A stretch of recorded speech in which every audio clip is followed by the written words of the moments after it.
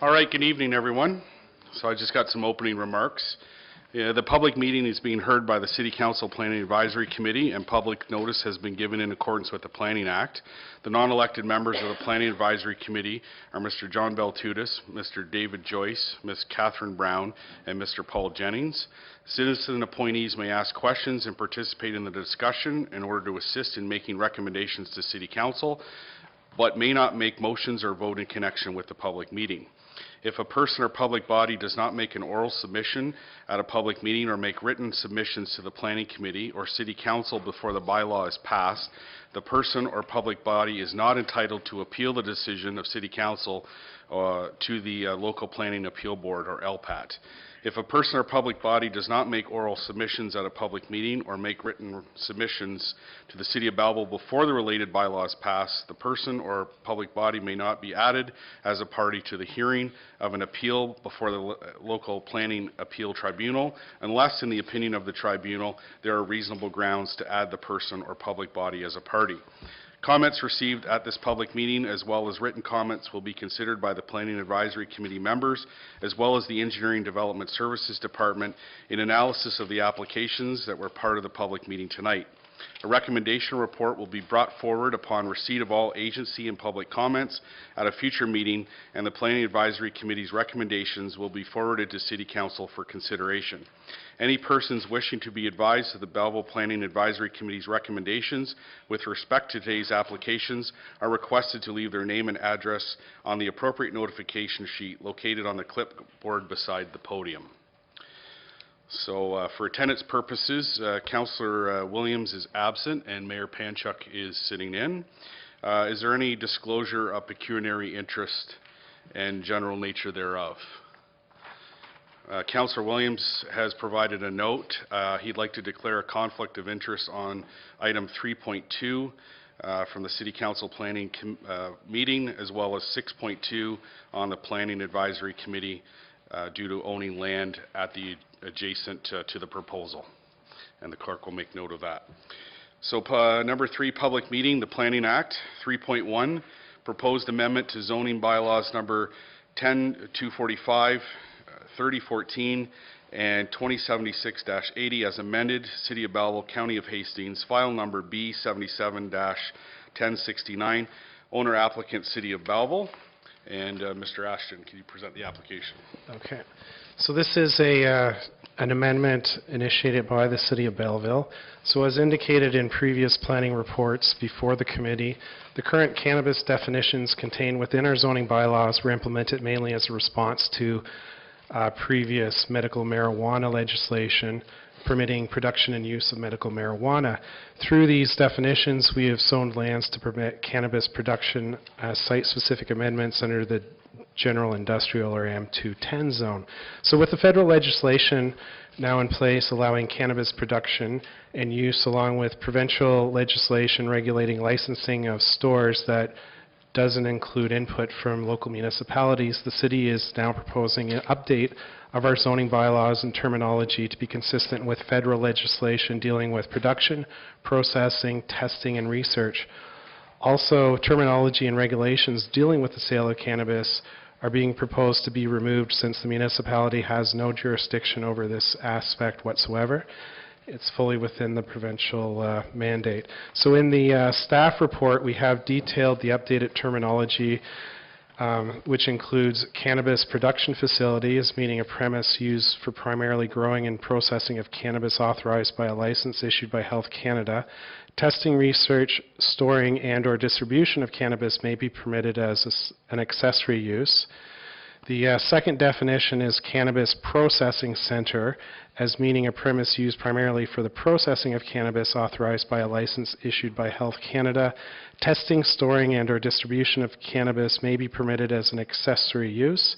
And as a note, the word research was accidentally excluded from this definition, but will be included in the final report and proposed bylaw as part of the cannabis processing center definition. The third and final definition is cannabis testing and research facility, which shall mean a premise where any analytical testing, including any third-party testing and research, and development of new products, improve existing products, or to increase knowledge of cannabis authorized by a license issued by Health Canada. So we have also listed in our report that we are removing terminology which is no longer relevant, which is marijuana dispensary and medical marijuana production facilities. So comments received at this public meeting as well as subsequent written comments will be considered by the Engineering and Development Services Department in analysis of the amendment to the City of Belleville zoning bylaws numbers 10245, 3014, and 207680. A recommendation will be brought forward upon receipt of all agency and public comments in the future. Thank you. So this is a public meeting. Is there anyone wishing to speak in favor of this application? Anyone wishing to speak in favor of the application? And I'll ask a third time. Anyone wishing to speak in favor of the application? Anyone wishing to speak against the application?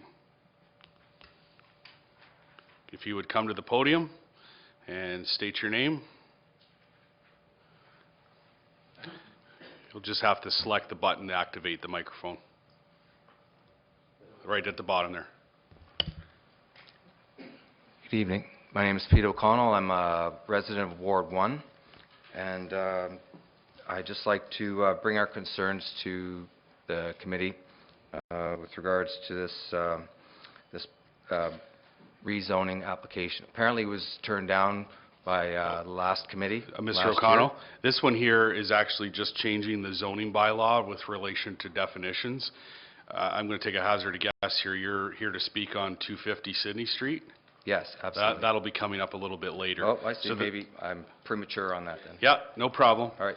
Yeah. So again, for the public, this is just changing the definitions within the zoning bylaws.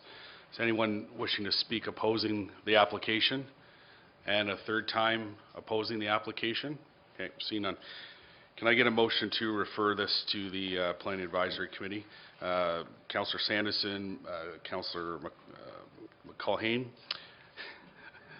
All in favor? That motion is carried. 3.2 is proposed amendment to zoning bylaw number 2076-80 as amended, lots 35 and 36, concession 2, former Township of Sydney, now City of Belleville, County of Hastings, file number B-77-1072, owner applicant John Belanger, Genland Properties Limited, agent is Foten Consultants Inc. and Ainley Group. Mr. Ashton. So the applicant proposes to rezone the subject lands from CH28 Commercial Highway with Special Provisions /MS, which is Special Industrial Holding Zone, to Commercial Highway with Special Provisions and Special Industrial Zone. The new zone would permit additional commercial uses for the site as well as providing for special provisions. Special provisions include reduced front yard depth of 3 meters, a reduced exterior side yard of 3 meters, and minimum parking of 5.5 spaces per 100 square meters. Additional proposed uses include coin-operated laundry, dry cleaning distribution station, dry cleaner establishment, hobby beer and winemaking establishment, medical clinic, microbrewery or craft brewery, pet grooming establishment, rental outlet, drive-in restaurant, retail store, shopping center, and veterinarian clinic. So in support of the application, a number of reports and material was submitted, including a planning justification report, conceptual site plan, traffic impact study, building elevations, plan of survey, retail market impact and fiscal and benefits analysis, servicing report, stormwater management memo, water main design brief. So these documents have been available for public review at the Planning Department. The planning justification report and conceptual site plan have been attached to the policy report that is before committee for tonight's meeting. The applicant's consultant has an extensive PowerPoint presentation that they have prepared with detail for the committee, and they're here and available to respond to any questions. So note that comments received at this public meeting as well as subsequent written comments will be considered by the Engineering and Development Services Department in analysis of the application received to amend the City of Belleville zoning bylaw 207680. A recommendation report will be brought forward upon receipt of all agency and public comments. Thank you, Mr. Ashton. So I'll get a motion to refer this to the committee, and then I'll ask the public to speak. Mayor Panchuk, seconded by Councillor Kelly. Is there anyone wishing to speak in favor of the application? Come on forward. I think the mic's still activated. Mr. Chairman, I'm Mike Keane. I'm a land use planner with FOTEN representing the applicant, and I have a brief presentation. I'll make it briefer to supplement Mr. Ashton's report and not to go into a lot of detail, if I may. Okay, for sure. Thank you. So again, I'm Mike Keane. I'm a land use planner representing Gen Lands, who's the owner of this property. And as you, the committee, may know, Gen Lands has been working on developing much of the land in this area. And the amendment that's before this committee is really a supplemental zoning bylaw amendment. These lands are already designated and zoned for commercial uses. So this is really just to modernize the bylaw with the official plan and to deal with a few additional changes to assist the site in the way it will operate. So I'm not going to touch very much on the location, but it's close to the 401, and the land in this area is already developed. It's the natural next site to develop west of the hotel. So when you look at the site, there is one street that's already developed at the base of the hotel. And right now, the current property is largely in its natural state. And moving forward, one of the main entrances will be shared with the hotel, which you can see in the middle of the picture. And this is heading east along the site, the hotel, the casino, and into the traditional block of retail commercial that exists in Belleville along the 401. So just briefly looking at the conceptual site plan, it has an anchor store, and right now we're conceptualizing 14 buildings for the site. And one of the things the bylaw will do is reduce the front yard, and the reason for doing that is to bring the buildings closer to the street and the parking off the street. So the parking would be internal to the site. So that's one of the amendments that we're seeking to do that. There's also an amendment for parking, and what I want to clarify is it's not a reduction in parking that we're seeking. The way that your bylaw works is each use has a required number of parking spaces. So by way of an example, a restaurant has to provide parking based on the number of people that can sit at that restaurant. A clinic is something else, and a retail store is another number. So it's hard to determine conformity of a zoning bylaw until the whole site is built. It keeps conforming until the end. So what is common for a shopping mall plaza is to establish like a fixed number for the entire plaza. So we're asking for a ratio of 5.5 spaces per 100 square meters of space. And it's not, I wouldn't classify that as a reduction from your current standards, but rather a standardization of what the site will be expected to do. And the provision that we've selected is a comparable. Like what we did was we basically look at bylaws from Oshawa through to Kingston, and look at Trenton. We look at your own bylaws and we compare, and that's where that number has been derived. And it's similar to other plazas that have been built in the last 5 years. The other thing this will do is, there's already a large number of uses that are permitted on this site. So it will just bring some of those newer uses to the table, such as like the microbreweries that are quite popular right now. So that's just an example of some of the extra uses that we would hope to attract to the site. There will be 3 entrances to the property. There will be 2 that will eventually most likely be intersections that have traffic lights at both the east and the west side. And then there would be a right in and right out movement through the center of the property. Just a few pictures of roughly what the buildings could look like. I think one of the studies that folks will be interested is the study completed by Urban Metrics, which is a market analysis. And what that does is it does 2 things. It looks at your existing commercial, and it ensures that bringing commercial to the site won't be detrimental to that existing commercial block. And it also evaluates the types of potential financial impacts to the municipality as well. And the outcome of the study was very positive. In terms of some of its findings, we're talking about a reasonable amount of jobs that the site would anticipate to create, as well as one-time fees and ongoing fees to the city. So within the official plan, this is an area that's already designated to allow both commercial and industrial uses, so it's anticipated to be in this location. And as I said, the zoning's kind of strange, and as Mr. Ashton said, there's kind of like this series of zones that apply to the site. So we're proposing to keep those provisions in place and simply add to them through this amendment.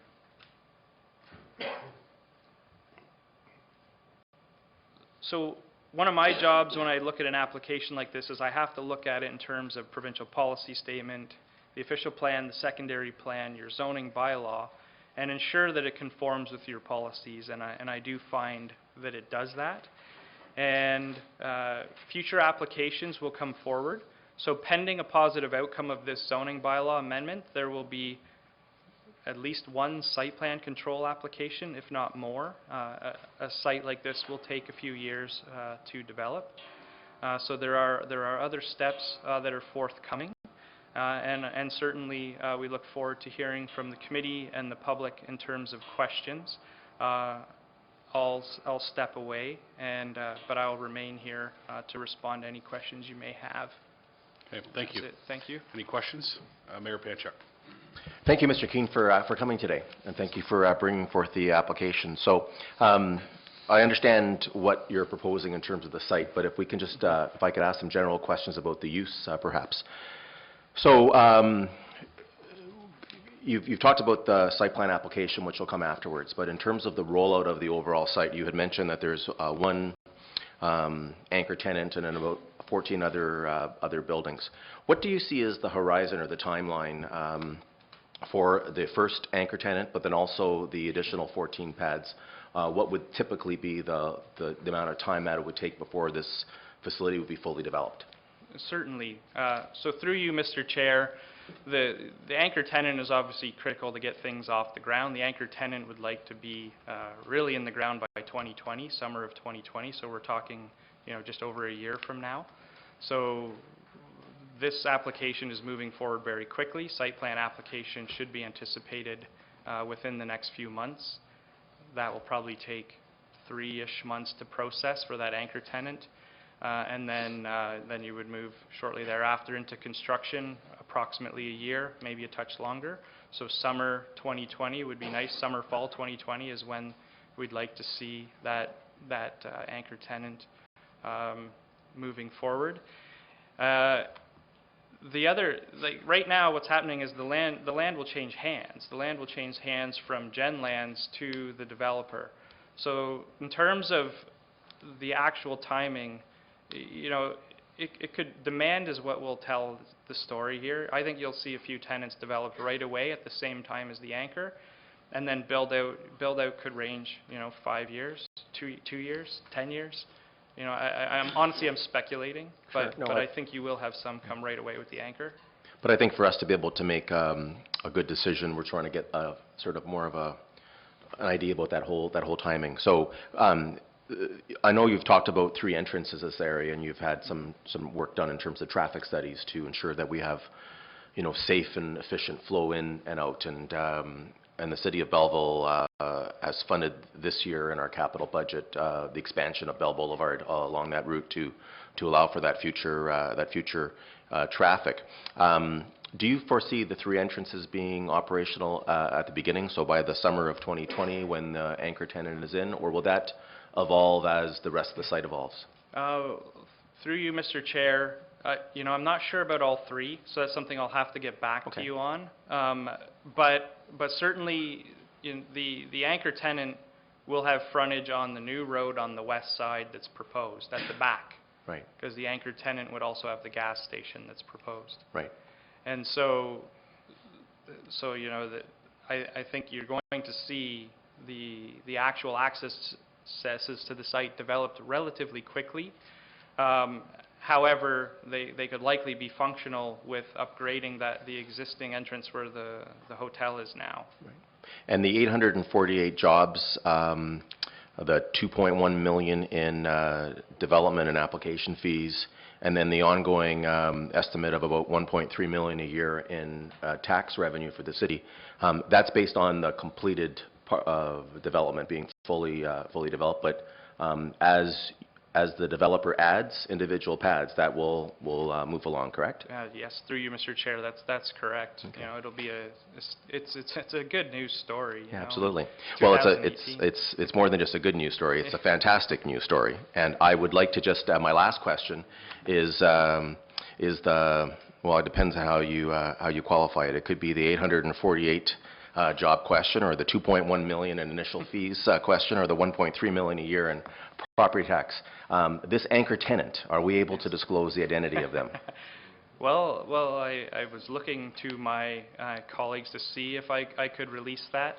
You know, I think through you, Mr. Chair, I'll caveat that with saying, you know, right now Genlands is the owner, and it has to transition through to a number of owners.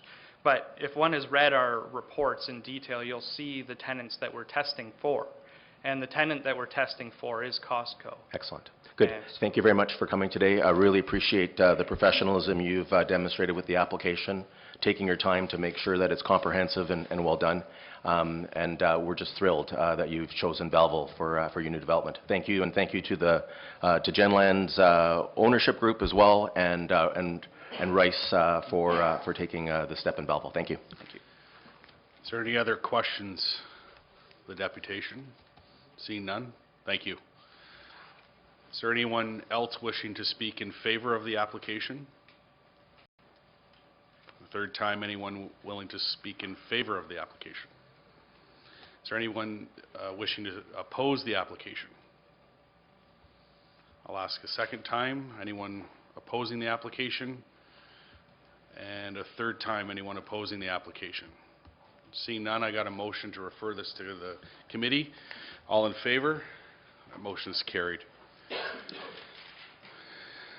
3.3, amendment to zoning bylaw number 10245 as amended, 2 Dundas Street West, City of Belleville, County of Hastings, file number B-77-1073. Owner is Mohammed Khalid, Integrated Real Estate Investment Platform Incorporated. Applicant agent is Alexander Wilson Architect Incorporated, Sandy Wilson. And can I get a motion to refer this to the committee? Councillor Kelly, Councillor Sanderson, Mr. Ashton. Okay. Sorry, I did this a little backwards.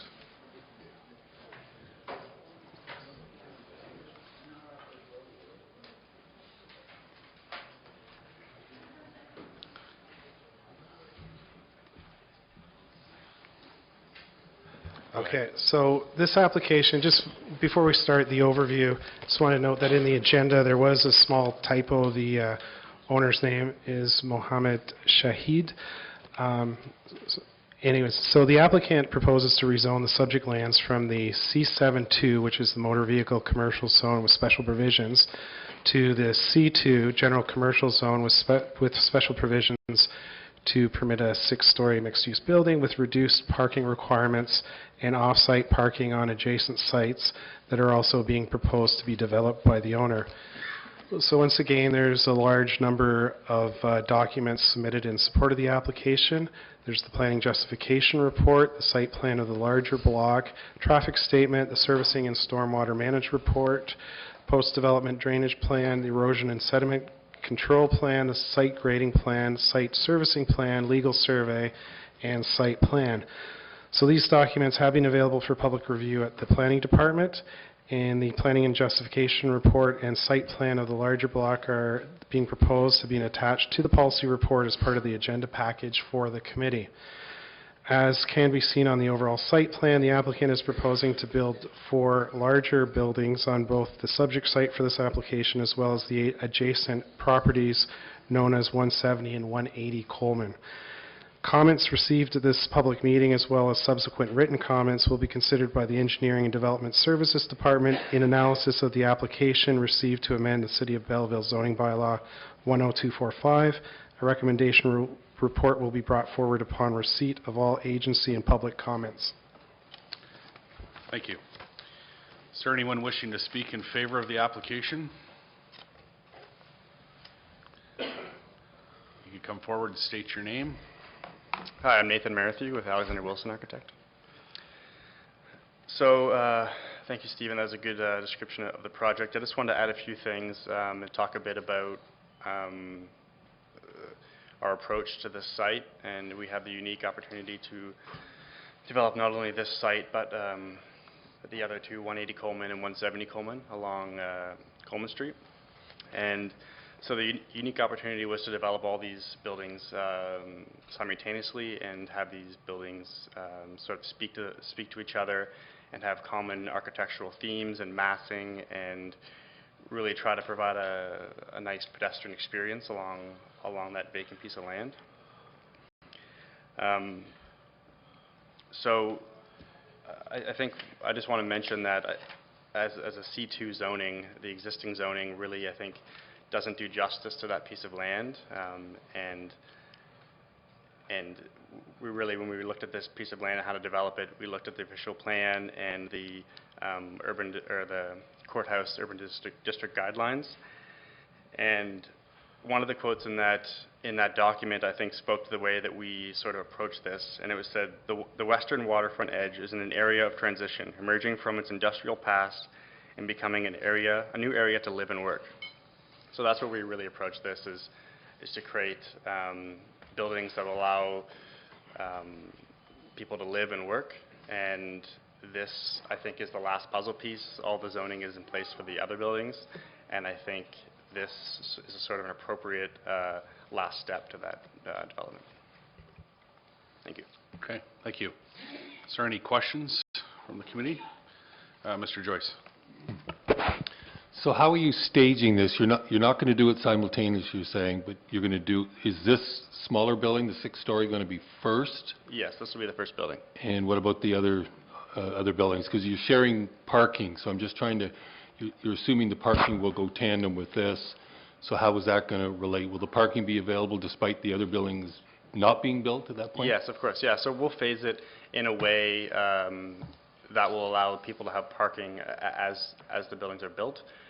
So the building on the corner, the condo building, and the office building are the two that have the parking structures, and they'll be built last. And so the first two buildings will have on-site parking, on-grade parking. And the owner is working with Altus to develop unit mixes and unit sizes that will be appropriate for Belleville, and that will be attractive to the population here. And so the phasing will depend a bit on how responsive Belleville is to these units, and how fast they pre-sale. But this will be the first. Yeah, Sorry, sure. a follow-up question. I know, excuse me, that you have gone for looking for funding for Brownsfield for this. So obviously, as part of that, we just want to get the indication that this is going forward, and it's going forward on a timely basis. Can you give us any idea of how you see the stage and timing of this? The whole master plan, or this building in particular? Well, the whole plan in general, because I know you're going to be coming to in various pieces for funding through the Brownsfield program. So I'm just trying to relate the two projects. Yeah, I can speak to this project. If zoning and the site plan control, we hope to start something this summer. The following projects, again, will depend on the pre-sale. So I can't speak to right now how soon that'll be, but I'm expecting within the next year or so to be applying for site plan control and starting construction. Okay. Any other questions? Okay, see none. Thank you. Is there anyone else wishing to speak in favor of the application?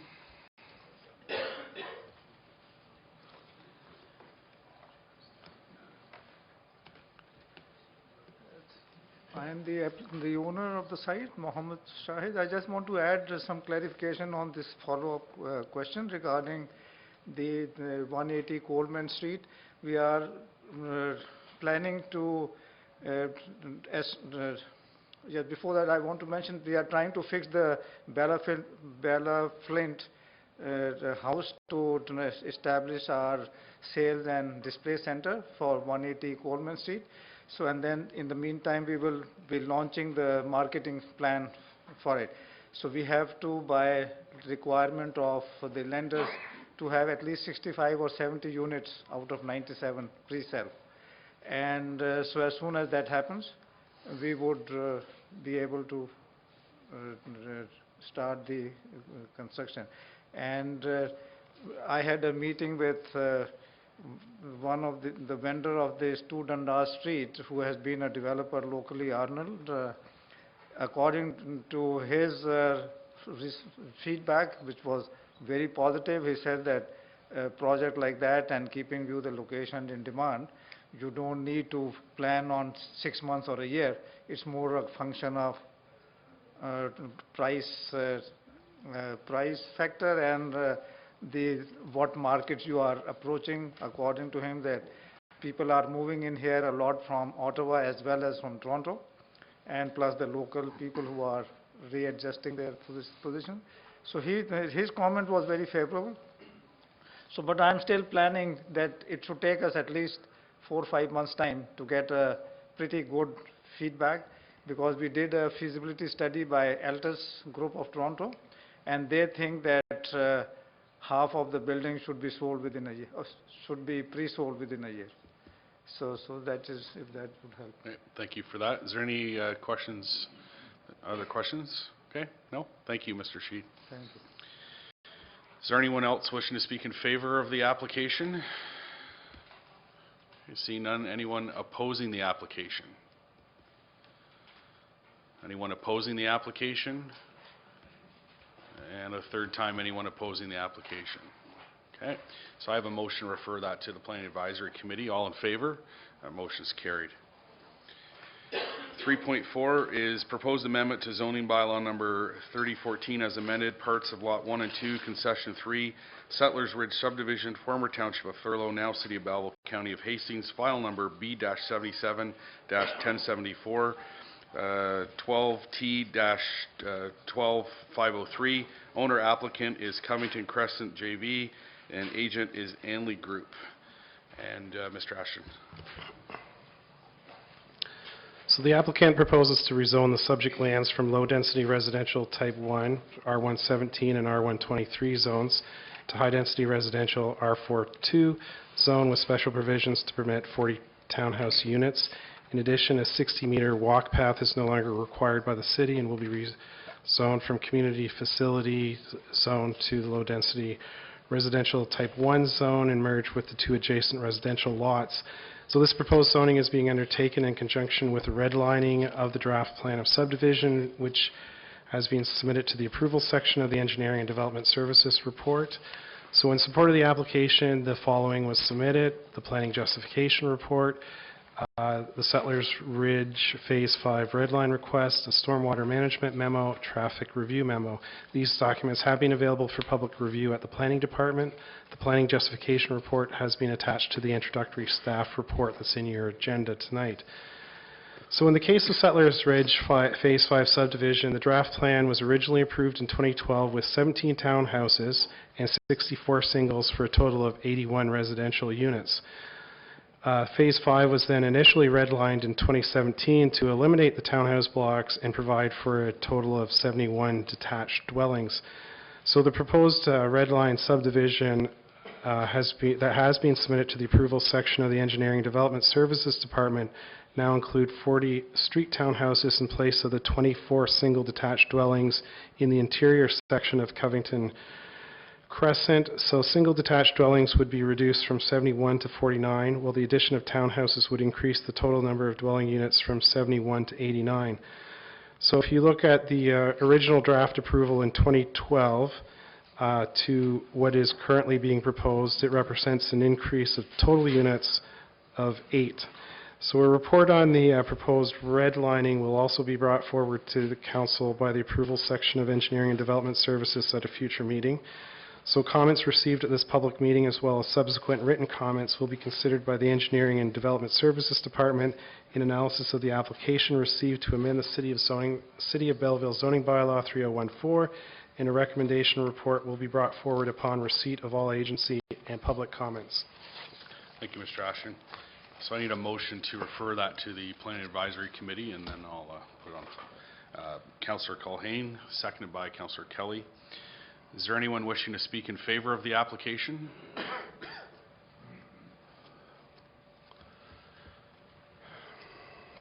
Adam Wilson with the Ainley Group. I'm here to answer any questions that may come up. Is there any questions? You're anticipating there's no questions? Okay. No questions? You don't want to make them walk all the way back up here? Okay. Is there anyone else wishing to speak in favor of the application? And a third time, anyone wishing to speak in favor of the application? Is anyone opposed to the application? Please come forward.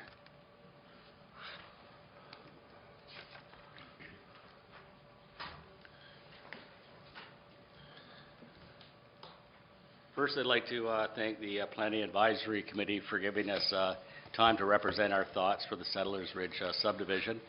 My name is Paul Reeser. I'm a resident on Kempton Avenue. I've been there just with my wife just shy of 2 years. Just before I go into the three issues I'd like to address, Settlers Ridge is very unique. It's not a seniors community, although I'm hitting those years, and that's one of the reasons we left our home community after 26 years, but it's very vibrant, mix of families, different age groups, kids and seniors, so it makes, as I said, it's very unique that way. My wife was out walking the other day. She met some people from BC. All of us are pretty much from outside of the area, which explains the growth in Belleville. The first thing I'd like to address is the traffic. As I mentioned, there's many children in this community. What we're finding, there's 3 ways into the community, and 2 onto Maitland and 1 onto Sydney Avenue. We don't think the introduction of more units can be sustained with that little amount of access to the community. Last year, I was actually working with the city to get some traffic controls in Sydney. The amount of traffic up there and then the added traffic from Settlers Ridge onto Sydney, it's just a recipe for something not good to happen. There's 3 school buses come in, stop in that corner every day. So that's one issue I've been trying to get. Apparently, I've been working with one of the councillors, and it's over with Quinte West because it's a boundary road. But back to the community itself, with that few number of access points, and even some of the terrible speeds that people are even going down our street in Kempton, it's unacceptable. I was trying to turn in my driveway the other day. Some guy decides to pass me. So it's just, you know, we're willing to, we're not against townhomes because it fits everyone's income level, whether they're seniors or people just starting out. But I think we've gone a little bit too much with this recommendation. My next piece is the tree issue, or sorry, I'll reverse that. I'll start with the drainage issue. The homeowners there were very happy homeowners, great neighbors, and a great community as I just described. So we're not here to, Settlers Ridge development. I mean, we want to be working together on this, but unfortunately, as I say, the houses are beautiful, but where we live on Kempton Avenue in the west end, south side, we have some drainage issues. We think it stems from the storm sewer system, which is just 4 lots in from these new lots proposed. It seems that when it rains, our lots become very saturated. We've been to the city on this. Our sump pumps run continuously.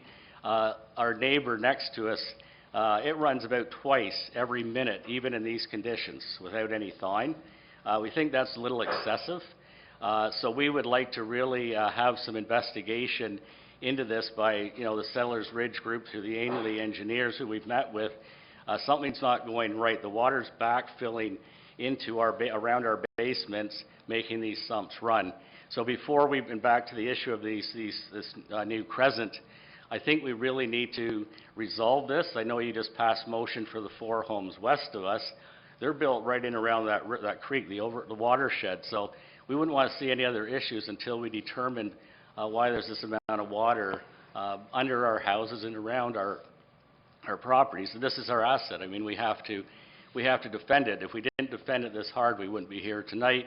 And as I say, I've spent many hours on this with the Ainley Group and the city. And, you know, we want to protect that because down the road, that amount of water around our foundations, eventually the penetration cover that they wrap it in, that'll eventually break down. So that's one piece. This is a segue into our third issue. I'm quite a lobbyist in terms of getting municipal trees. So instead of us being part of an issue, we want to be part of a solution. So I was out with my neighbor and we said, you know, Belleville boasts of being a very green community. We have the bike path, recycling, you know, everything you would expect. But I said, what's missing in this subdivision? We do not have any municipal trees. So again, I did some more research and I worked with the city. They were great. And I said, we'd like to, you know, consider some municipal trees because trees would be a great way, among their other benefits, to dry up the ground, the wetlands that this project was built on. So I'll use my house as an example. We had the city come out, they did all their locates, but what we found in all that, the footprint in the subdivision does not allow for municipal trees. So my neighbor across the street who has a larger corner lot, we were able to get 2 municipal trees in there. Now since then I've put my own private trees. So what I'd really like to consider, the footprint there is already established with the underground utilities, bike path and sidewalk. But if this is an opportunity for us in this crescent to at least introduce a footprint that allows for municipal trees, not only to help the amount of water under this project area, but also going forward with other projects to help, you know, again, dry up the grounds and all the other benefits of trees as they face a lot of stress. So that's my report, Mr. Chair, and I appreciate the time. Thank you. Any questions, Mr. Reeser? Seeing none, thank you. Thank you. Is there anyone else wishing to speak against the application? Anyone else wishing to speak against the application? Okay, seeing none, I've got a motion to refer that to the Planning Advisory Committee. All in favor? Need councillors? All in favor? Sorry, motion's carried. Thank you. 3.5, proposed amendment to zoning bylaw number 3014 as amended, 20 to 80 Whims Way, former township of Thurlow, now city of Belleville, county of Hastings, file number B-77-1075.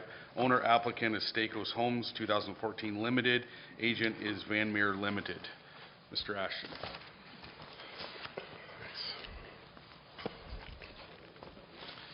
So the applicant is requesting a rezoning of the subject lands south of Whims Way from high-density residential R44 to low-density residential type 1, R123, with special provisions to permit single detached dwellings, and rezone the lands north of Whims Way from low-density residential type 1, R123, and high-density residential R44, with special provisions to high-density residential R42, to permit townhouse units with reduced setback requirements and increased lot coverage.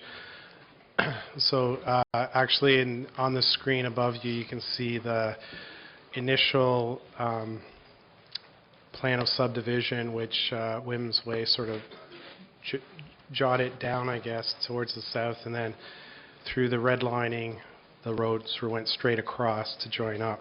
So they did submit the planning justification report, a plan of subdivision showing the road realignment, a traffic impact memo, and stormwater management impact memo. So these documents have been available for public review at the planning department. The planning justification report is attached to the introductory staff report in your agenda. And to give some background on this application as well, on June 1st, 2009, Belleville City Council gave draft plan approval to a new plan of subdivision referred to as Cannabis Mills Estates North, phases 8+. Then on September 12th, excuse me, 2016, the City of Belleville approved the modified red line draft approved plan of subdivision, which you can, again, which I just referenced a couple minutes ago, with the road alignments on the screen. So this modification includes the realignment of Whims Way and removal of an apartment block, replacing it with street townhouses, resulting in a decrease of 12 units overall. So in order to proceed with the city-approved modifications, again, this was approved back in September 12, 2016, The zoning of the lands must be updated to allow for finalization of the subdivision agreement and issuance of building permits. Comments received at this public meeting, as well as subsequent written comments, will be considered by the Engineering and Development Services Department in analysis of the application received to amend the City of Belleville zoning bylaw 3014. A recommendation report will be brought forward upon receipt of all agency and public comments. Thank you, Mr. Ashton. So I'll get a motion to refer it to Planning Advisory, then I'll open it up. Councillor Culhane, Councillor Kelly. Is there anyone wishing to speak in favor of the application?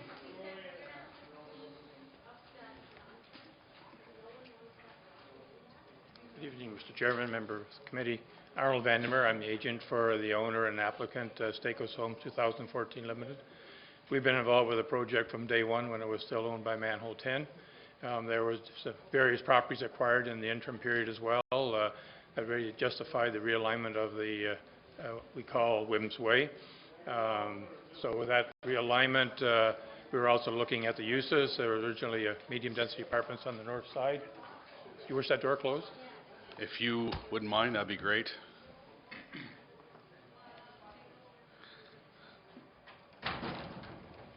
Thank you. So we basically went with the realignment of the road. Whims Way became more direct, and we basically had the roads service for both sides. Single family was still retained on the south side of Whims Way, matching into the existing detached single family that's already there. The north side, to keep the medium density development, the preference was instead of apartments, we would go with townhomes. So that's why the request for the application is a bit of a housekeeping in the zoning bylaw as well. The original bylaw followed the center line of the old Whims Way. Now we'll be following the new alignment. And then a bit of a housekeeping on the north side, putting some detached lotting was put into semi-detached for the full extension on the north side of Whims Way. The zoning itself basically matches for the townhouses, matches what was already approved previously for townhomes on the east side of Essex Drive, which would be the future development areas of Kenneth Mills Estate. Okay, great, thank you. Any questions from the committee? No, I do have one actually, if you don't mind. So part of the proposal is to reduce setback requirements, and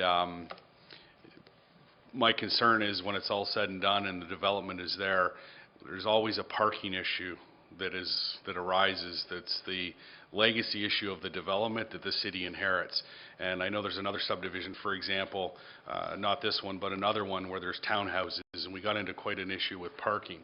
And so how big are the driveways anticipated? Because what I'm seeing in the other condominium developments or townhomes is people aren't using their garages, and by the time you put one car in and then the sidewalk, and there's a lot of two-car family homes even in those type of homes. So give me a sense of driveways. Normally the driveways would be about 5 meters wide. We can go up to 6 meters, but then we're reducing the green space between the townhouse units. But normally, yes, there would be one garage attached. I think the garages are wider. It's a wider units. We're 25-foot wide units are proposed. So we will be looking at maximizing the width for the driveways as well. And we'll try to get 2 parking spaces for each unit. Okay, great. Thank you. All right, thank you. Is there anyone else wishing to speak in favor of the application? Anyone else wishing to speak in favor of the application? Is there anyone opposed to the application? Anyone wishing to speak against the application? And a third time, anyone wishing to speak against the application? So I have a motion to refer that to Planning Advisory Committee. All in favor? The motion is carried. 3.6, proposed amendment to zoning bylaw number 10245 as amended, 250 Sydney Street, City of Belleville, County of Hastings, file number B-77-1076. Owner applicant is 2589989 Ontario Inc. and the agent is RFA Planning Consultant Incorporated. Mr. Ash.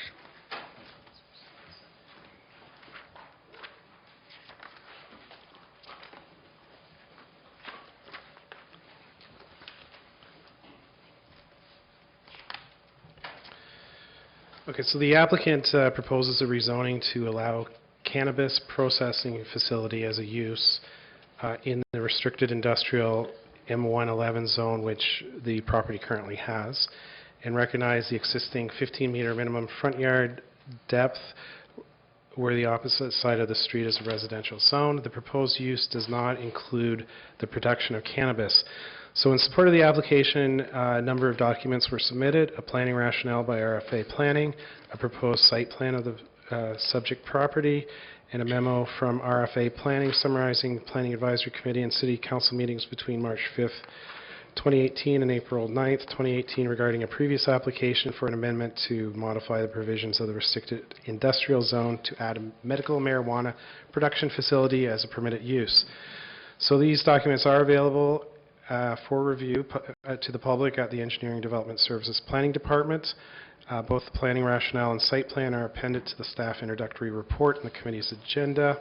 So earlier in the meeting, at the first public meeting, staff introduced an amendment application to update the 3 municipal zoning bylaws to make them consistent with new federal and provincial legislation regarding cannabis.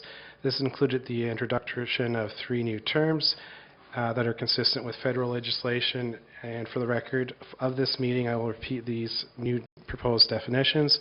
The first is the cannabis production facility, meaning a premise used for primarily growing and processing of cannabis authorized by a license issued by Health Canada. Testing, research, storing, and/or distribution of cannabis may be permitted as an accessory use. The second definition is cannabis processing center, as meaning a premise used for primarily processing of cannabis authorized by a license issued by Health Canada. Testing, research, storing, and/or distribution of cannabis may be permitted as an accessory use. The third definition is cannabis testing and research facility, meaning a premise where analytical testing, including any third-party testing and research and development of new products, improving existing products, or to increase knowledge of cannabis authorized by a license issued by Health Canada. So the proposed application for this property, if approved by council, would utilize the second definition, which is cannabis processing center, which does not include the growing of cannabis, only processing and as accessory uses, testing, research, storing, and/or distribution of cannabis. So again, comments received at this public meeting as well as subsequent written comments will be considered by the Engineering and Development Services Department in analysis of the application received to amend City of Belleville Zoning Bylaw 10245. A recommendation report will be brought forward upon receipt of all agency and public comments. Thank you, Mr. Ashton. I'll get a motion to refer that to the Planning Advisory Committee. Councillor Culhane, Councillor Sanderson. Is there anyone wishing to speak in favor of the application?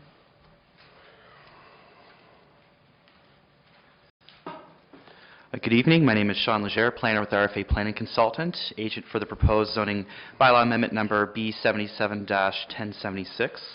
My firm was retained by the applicant in November of 2018 to undertake a rezoning application for the subject property. I just would like to briefly review and confirm the previous land use approvals and the current application. In January of 2018, an application was filed with the Belleville Planning Department under file number B77-1044. The proposal at the time was to add a medical marijuana production facility as a permitted use to the subject site-specific restricted industrial M1-11 zone for the subject property. The application was recommended by staff and Planning Advisory Committee for approval, but was refused by Council on April 9th, 2018. Shortly thereafter, the applicant appealed Council's decision to the local planning appeal tribunal, but later withdrew the appeal to conduct a fulsome review of its business model and its planned use for the subject property. Key issues raised during the respective meetings are as follows: security requirements, signage, displacement of current tenants, clarity on research and development component of the facility, number of employees, appropriateness of the application, and principally wording of the amending bylaw. Also, types of jobs, number of cannabis plants on site, production volume. Was a basic summary of the issues raised during the meeting. The new application for rezoning is a result of the new Cannabis Act, where different types of licenses offered by Health Canada.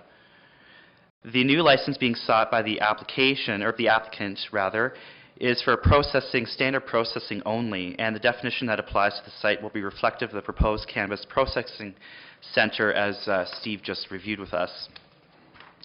It is clear from this definition that the type of license being sought by Health Canada, from Health Canada, that the operators cannot cultivate cannabis or sell directly to the public, the principal concern from the previous application. A detailed description of the operation is provided in my planning rationale in your agenda package. The proposed processing center will be located at the southwest corner of the existing Sydney Street complex, which has existed since 1947 as the former Notel site. It is important to note that light manufacturing processing are permitted as of right uses on the subject property, which have existed on various forms for 70 years. The proposed cannabis processing center may be considered a service industrial use, as activities will be located within an enclosed building with limited to no outdoor storage and will not produce levels of noise, dust, or odors characteristic of general industrial uses. My planning rationale provides a detailed analysis of the provincial policy statement and official plan. The proposed development is found to be consistent with the relevant policies. Finally, it is understood that the existing tenants of the existing Sydney Street complex are aware of the application. I would now like to introduce Virginia McLean, Counsel for the owners, who will speak about the Cannabis Act and changes from the old Health Canada system. Following Virginia, Michael Sinella and Frank Mandelli, owners of the subject Sydney Street complex, will say a few words. Virginia? Thank you. Thank you, members of the committee. The difference between this new legislation, as was stated in item number 1, and what was there before are quite substantial. In the new Act, the restrictions that are imposed in the regulations make it exceedingly difficult for anyone who's licensed under that particular legislation to do anything except what is permitted. So in other words, if they want to sell this product, it has to be sold through the Ontario stores that sell the product. That's the only way it can be sold. Or the other way the product can be sold is a medical product, and there are people that distribute that as well. So, and the amount that they can bring into the facility is also listed, very much limited in the license. In addition to that, the security requirements are very, very stringent. It's almost like a jail in a way, because they are extremely difficult. And not only are the facilities strictly regulated, but the people working there are all screened. So this is a very, very strictly regulated industry that would undertake this work. And I just wanted to make sure that the public were aware that this is not the same as the last one. It is entirely different. It is totally contained within the existing building, and it's not, its impacts on the public would be minimal. The Act itself, or the regulations itself, require that there be special facilities to ensure that there is no odor. There is no noise. So it's a very limited, as it existed, if, for example, it was processing cereal, the noise and everything else would be extremely, in comparison, would be much greater than anything you could imagine this particular use is going to have. I think it would be very helpful then if I introduced you both to the two owners, Mr. Frank Mandelli, who is a director of the Numbered Ontario Company, and Mr. Michael Sinella, who is the president of the Numbered Ontario Company, and they'll speak to you about their plans with respect to this site. Thank you. Thank you, Virginia. Yes, we'd like to introduce, I'm Michael Sinella. This is my partner, Frank Mandelli. We've been in the Belleville community for the last 2 years. I'm sure some of you have recognized us. We first approached council, I guess it was a year ago, for a similar, not similar insofar as what we were hoping to accomplish at that time.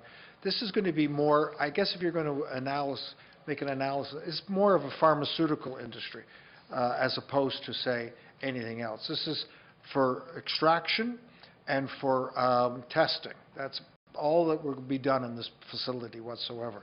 It cannot have any other operation because of what our next door neighbors being a school, Health Canada would never, ever have allowed anything other than just a very simple extraction and testing. However, we were first attracted to the Belleville area because of the building at 250 Sydney. We were immediately approached by individuals who were looking to come and move into Belleville to do this. They anticipate the number of employees to be in the neighborhood of anywhere from 10 to 15 to get started. We've been approached by 2 different organizations, each looking to occupy 10,000 square feet to begin with. The cost per square foot for construction purposes is about $150 a square foot, which will be about $1.5 million investments on each location. That's not including the equipment. It will be employing, at that stage, a number of people for construction purposes. So we'll be looking for both skilled and unskilled workers. And they're hoping to expand. The area in question is about 60,000 square feet, which there's plenty of room for expanding, which would include, they assume that it can be anywhere from 80 to 200 people at its maximum. So it would be a large contributor to the employment of the community. We, as I said, we're just the landlords, and we're definitely looking forward to putting this process going forward. Thank you.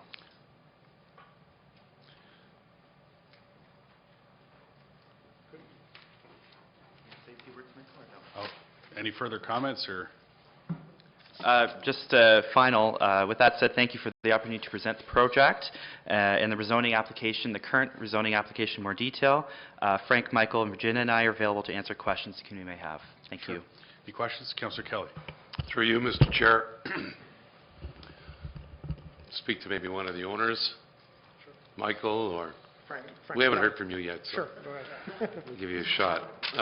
Well, first of all, thanks for investing in Belleville and hoping to move things forward with your business.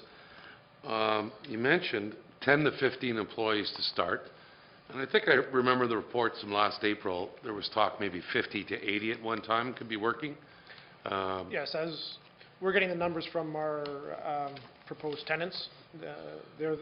We're not in the business. They are the ones providing us with the information, and to start, we're starting with the 10 to 15 from what they've said, but as they ramp up, they will ramp up to much bigger numbers.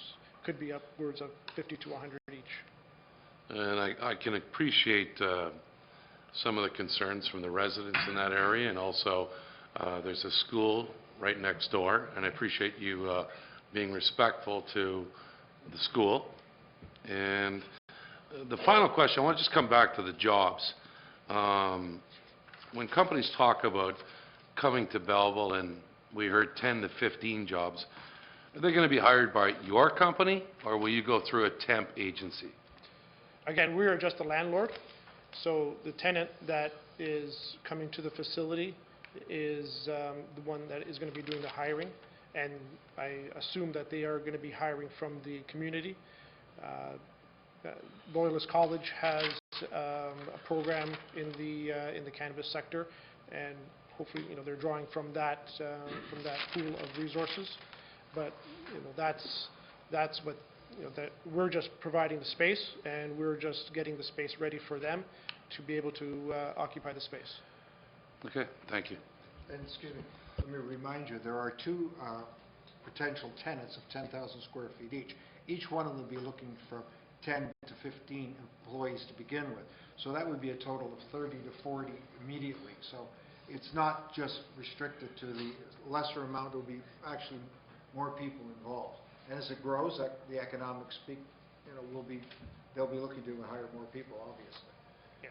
And speaking to the school factor and the whole security factor, I mean, as Virginia has pointed out, the licensing through Health Canada is very stringent. The security measures that we have to put in place and the tenant has to put in place is very stringent, and everything is contained within the building. There's nothing that is exposed, and everything that comes in and out of the building is tracked. So it's a very rigid framework. Mr. Joyce. Through the chair.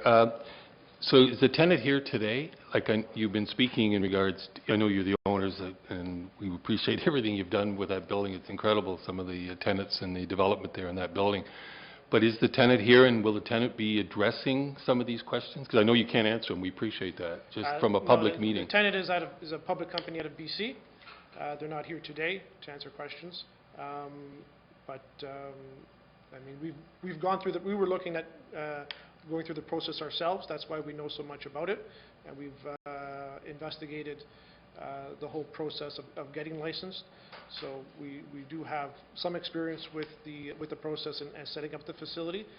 But the actual tenant that is most likely to move in is not here today. The other tenant is a related party, and we can speak on their behalf because we do know a little bit of their application. So is it the same, is one of the tenants the same as was here a year ago then? Is that, because I was in the same meetings a year ago and sat through that, so it is the same tenant? There's one related party that is the same as a year ago. The other tenant is new out of BC. Okay. Councillor Sanderson? Through the chair. Virginia mentioned that security would be prison-like. So I'm just wondering what changes she anticipates to the building and the exterior of the building.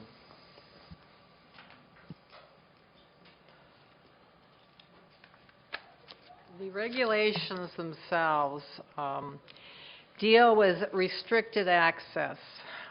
Access to the operations are restricted to individuals whose presence in the area are required by their duties. They're all screened, the people actually going there. There's a monitoring and there's recording. And this is in addition to having barbed wire fence and everything else that you normally have in a prison. But there's actual monitoring going on. There's visual and recording devices are required. There's an intrusion detection systems are required.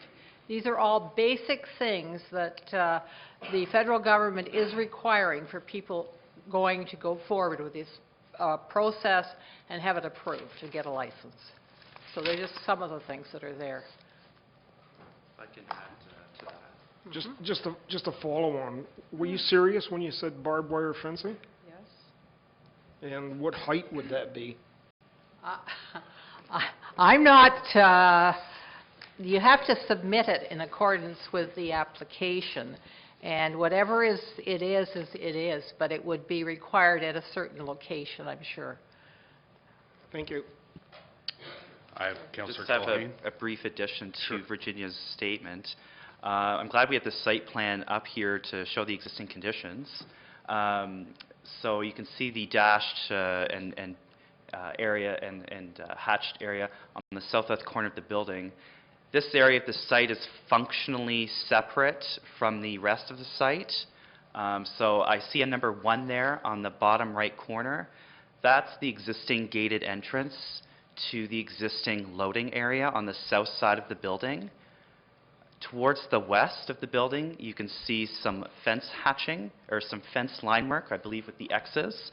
That's already existing. This whole section of the building is very functionally separate and comes in and out of that south entrance and is away from many surrounding uses and buffered from many surrounding uses, both with the existing building as well as that whole loading area is completely surrounded by service and mechanical buildings, storage buildings, all those little boxes you see around the existing loading area of that part of the building. So this whole area is functionally separate part of the site. And there's no exterior changes in terms of additions to the building being proposed, and fencing would be upgraded where necessary, that kind of thing. But there's nothing functionally being added to the property to increase any footprint or height to the building. Okay, thank you. Councillor Culhane. Thank you, Mr. Chair. Through you. There were 10 key issues raised during the previous application, and the only one that I have any question on, because you've touched on all of the others as far as I can see. One of the concerns was the number of cannabis plants on site, and this report says roughly 10 plants for this site, although this was a ballpark number stated by the agent. Is there any further information? Again, remember, we are not necessarily the actual manufacturers Oh, yes, ourselves. that's So, true. so we're the landlords. We get our cues from them. The economic viability of their operation depends on how they foresee the industry itself. We don't anticipate a large amount, because it really just comes in, my understanding, and it goes out. It just gets tested, extracted, and then it leaves the premises. So to have a large amount of cannabis on site at any one time, I think would be an erroneous way of seeing it. But this is, Perhaps I can speak to that. just so I can be clear. Yeah, there is a restriction in the regulations as to how much they can take in at any one time. So they're restricted, I think it's 600 grams is all, it's a very limited amount, and it's being reinforced by the government. But take in and grow. They're not growing. They're not a growing operation. But it says around 10 plants are to be grown at any given time. That was the old application. Oh, sorry, okay. Yeah, this That's is the what I've new done. one. I've crossed Now it too. they're not a grow-off at all. Okay, thank you Okay. very much. Any other questions from the committee? Mr. Joyce? Two points, follow-up to Councillor Sanderson through the chair. Is the gate number two then at the north end, since that's a common gate for all the other tenants, is that going to be changed in terms of more control security? Because right now anyone can drive in and park in that. Is that going to change, or do you know at this point?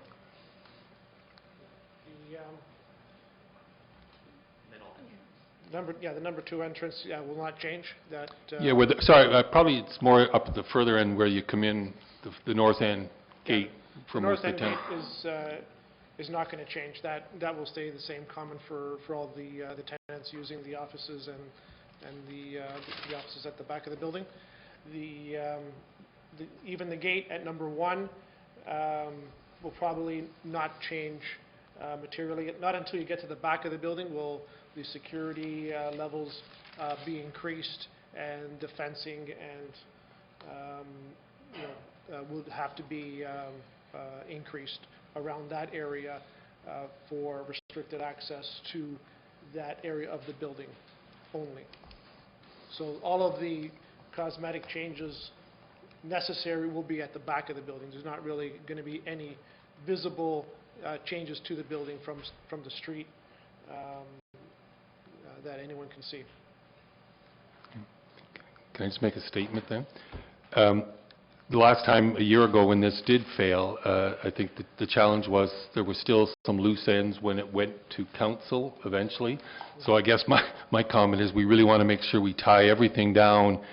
I think we have one more planning meeting to approve this, but I encourage the tenants, in speaking with them, that we get all the loose ends, any questions resolved, so when it does go to council 2 meetings from now, that it doesn't get shot down for, discrepancies or uncertainties, because, it is a good project. We just want to make sure it doesn't get, for the wrong reasons, go through the same plan that happened a year ago. For what's worth. Councillor Cole, thank May I, through you, Mr. Chair, is it possible to have the tenant available for the next meeting by phone, or so that it could answer a direct question? Well, actually, the gentleman's going to be arriving, and unfortunately, he's coming in from Vancouver tomorrow. Tomorrow, yes. If you could go to the microphone, please. The microphone, please, sir. I'm sorry. The tenant from British Columbia is coming into Toronto on this evening or tomorrow morning, and we're going to be meeting with him on Wednesday. I'm sure he'll be available for any kind of conversation to go forward. He was a professor at UBC, and so he is very, very knowledgeable about the industry. He taught the industry in British Columbia, and why he liked this site was because of the relationship he may be able to enhance with Loyalist as well. So there was a synergy that he felt was beneficial to all the parties at this point. Thank you. Okay. Any other questions? I've got a couple, actually, if I could. You mentioned two tenants. Are they both R&D related, or? All of them are just R&D. That's all the building would ever be, be used for. Could only do research and and testing. Okay. So are those two tenants, do they have active applications with Health Canada right now? Yes, they do. Okay. Both of them do. So just along the lines of what Mr. Joyce had said, because I was on the Planning Advisory and on City Council, the difficulty, and I appreciate what you're coming with to the committee, but as landlords and planning and as legal counsel, the missing piece is the applicant in terms of what they're actually going to do with the facility. I appreciate some of the information in relation to the Health Canada regulations. This committee and certainly council is getting educated on a regular basis with respect to those. We have another industrial partner that just went through the application process here. That particular operation, the actual people that were doing the operation came to the podium and were able to answer lots of questions in relation to security, a lot of the same themes you're hearing today. So, and I recognize the fact that your potential tenants are from out of town and out of province, but what I would suggest is that to take notes of the questions of the committee. This meeting is being streamed and will be archived, and my suggestion would be is to actually have your potential tenants speak to some of these issues. And do they have an approval yet from Health Canada? No, they're not approved. So It can't be approved until obviously the site gets approved. The site gets approved. So, yeah, kind of cart before the horse, so to speak. Right. But I guess for this committee to be able to make a sound recommendation to council and for it to be successful, we need to make a decision based on all the information. Similar to last time, there was some missing pieces, and then the target kind of changed because you had an individual who really didn't have any knowledge of the industry trying to articulate the industry. Yeah, so I think it's important. Last time when we were here, two of the members of the the actual ownership were here, and they should have got an opportunity. Unfortunately, they should have had an opportunity to speak, but they didn't. So all I'm suggesting is perhaps that those questions get answered, and your tenant, actually your potential tenant, bring forward some comprehensive information about security and things of that nature, because I think that's going to be very critical for this committee at its next meeting. So if I could give that advice, that'd be appreciated. Okay, absolutely. Okay, thank you. Okay. I just asked once, didn't I? Does anybody else wish to speak in favor of the application? And a third time, anyone in favor of the application? Anyone wishing to speak in opposition of the application?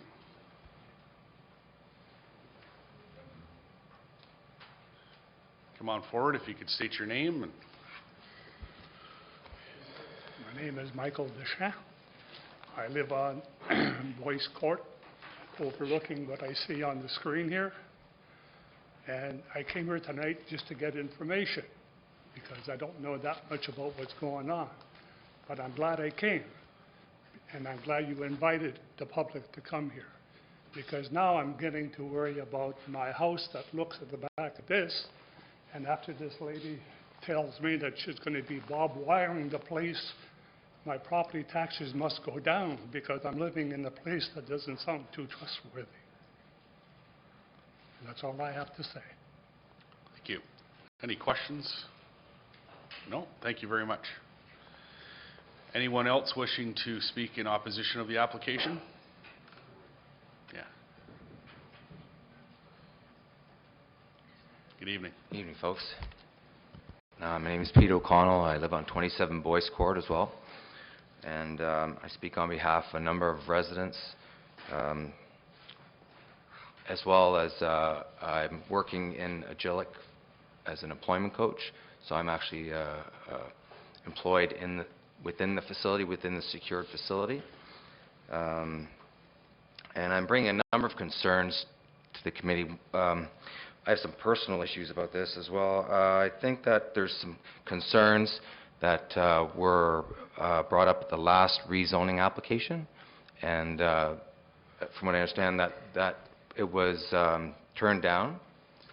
That's what I'm here for today, is to try and get that shot down again. Really, that's my agenda. I'll be right up front. I think that it's an issue, particularly if you're talking about a secured perimeter with 24/7 security.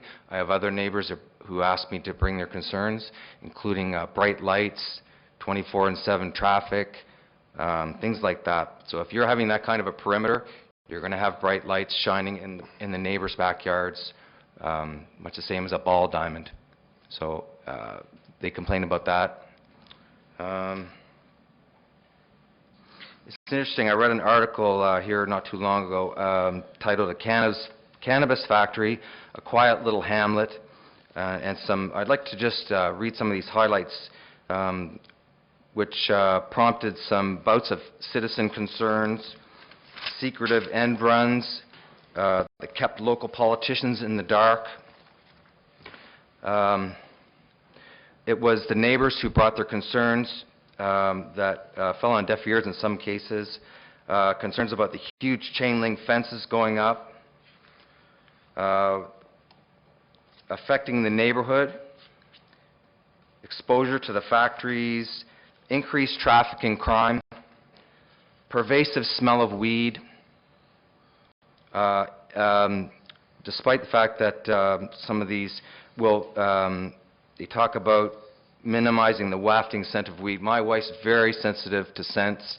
You know, I just think it's hard to completely eliminate that scent. In this case, there was 54 signatures opposing the plant. Only 3 residents refused to sign a petition against that particular plant. Company was dismissive of neighbors, and they're feeling that the plant just did not fit in with the community.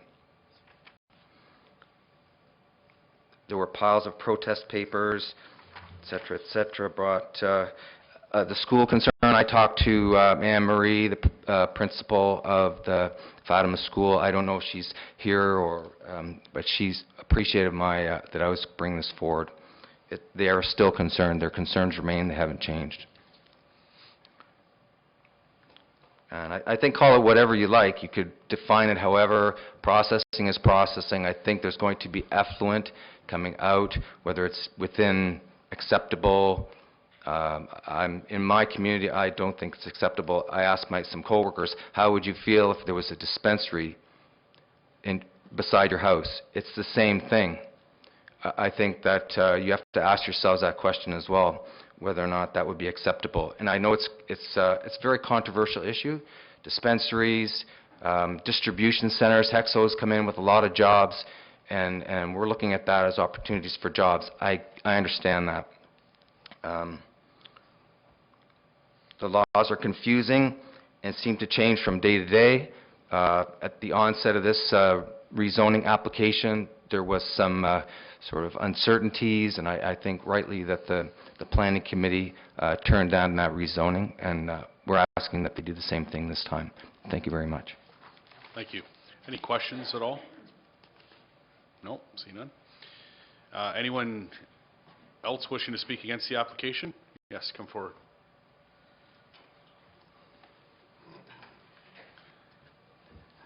Hi, my name is Tony Rivers. I live in the neighbourhood on Dundas, but not the immediate neighbourhood. I appreciate the Planning Council providing this opportunity, and wonderful, I think, the way the questions have been raised from the last one we attended here a year ago and how confused they were at that time. I appreciate the change in the lexicon and the way it's cleared things, and the fact you've covered probably 90% of all the questions. So I look at it now, the last gentleman, perfectly clear. I'm looking at it more as somebody who's one of these people who came to Belleville from Mississauga, went to high school in Campbellford when he came from Britain. I'm sort of returning home. It's changed a lot in the last 6 years. Here's another change that really digs deep. We drive up Sydney. We like to think that a town like the downtown with the $93 million, we're trying to make things look better, work better. Barbed wire, I know that's been maybe a bit dramatized, but to drive up Sydney, I don't want to drive past Joyceville or Penetang. I don't want to drive past what looks like a minimum security prison. I don't want that in the neighborhood as a Bellevillian. Think of the broadest perspective. Obviously, I think we're concerned what might be with the schools, and I'm utterly amazed at the fact that this isn't worth one of the tenants coming here when they knew what happened a year ago. The confusion, and the lawyer who represented them was stumbling last year and eventually was forced and lost out twice. This is occasion when at least if somebody wants to present something and clarify and make sure we don't go away with a misunderstanding, one of those tenants should have been here. I just do not understand that at all if they're businessmen and they're trying to correct what they perceive we might have by way of a misinterpretation of the situation. So, and obviously because of the schools, but I appreciate the time, and I think that everybody here raised pretty well every question that all of us have. Thank you. Councillor Culhane. Thank you, Mr. Chair. Through you, just a comment. It has become imperative for me to have a tenant here at the podium. I think your points are well taken, both of the people who came to the podium. There was an attempt to contact me. I will say now that anyone who tried to call me, my phone was down for repair. I do have the messages now. However, I came to the meeting to hear both sides and to reserve my own opinion. However, it has become imperative to me that we have a tenant here for questioning. Thank you. Thank you. Mr. Joyce. Just one final point to Councillor Culhane.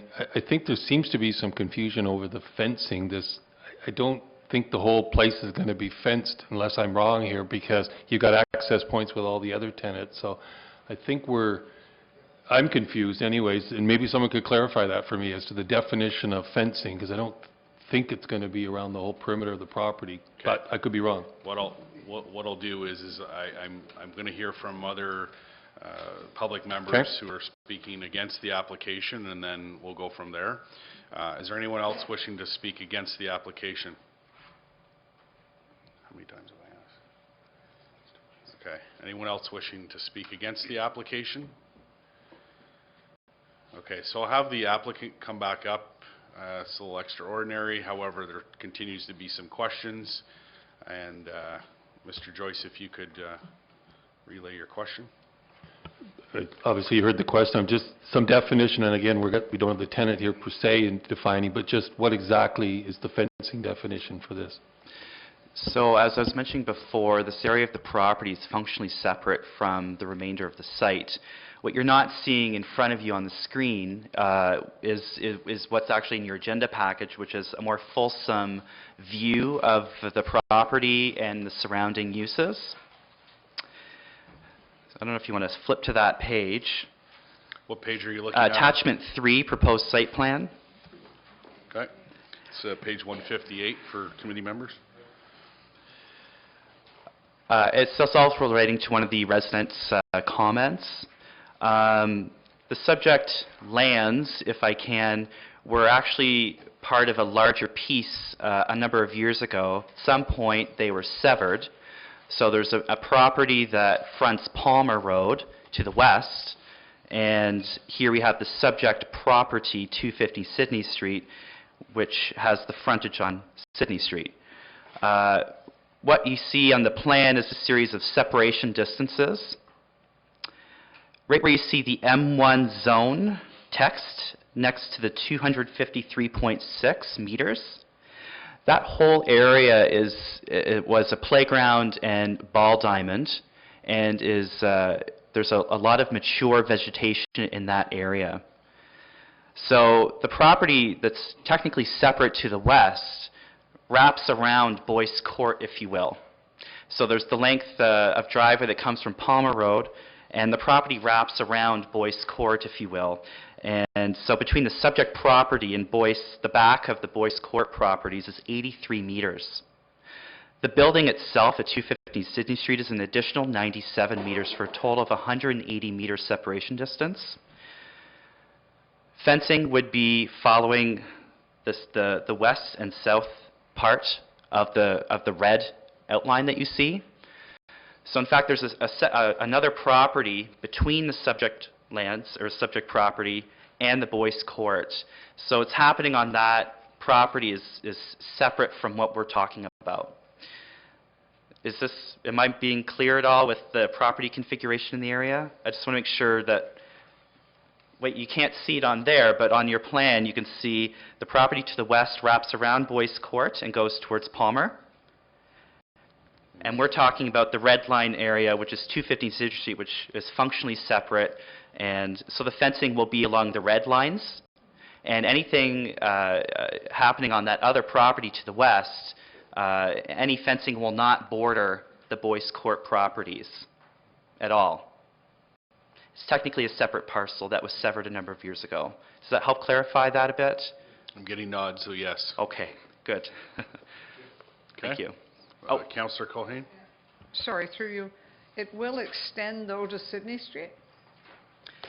There is existing fencing, a lot of which is noted on the plan in front of you. I'm familiar with the property. Yeah, and so the south edge, which borders the exhibition park or the fairgrounds, that already has fencing on it. And that will just remain, or they're going to It would likely be upgraded. be upgraded? Upgraded. But we don't know to what extent. We don't have the tenant here to ask. And that will carry forth, and so a lot of this area is already fenced. What is there will be upgraded. I'm familiar with what's there. Yes. I'm just not sure what upgraded really means. Okay. Thank you. Councillor Sanderson? So if I can just, through the chair, just add, so the memo that is contained in file B771044, which is page 159. The memo is dated January the 8th, 2018, but I believe that's a mistake. I believe it's probably January the 8th, 2019.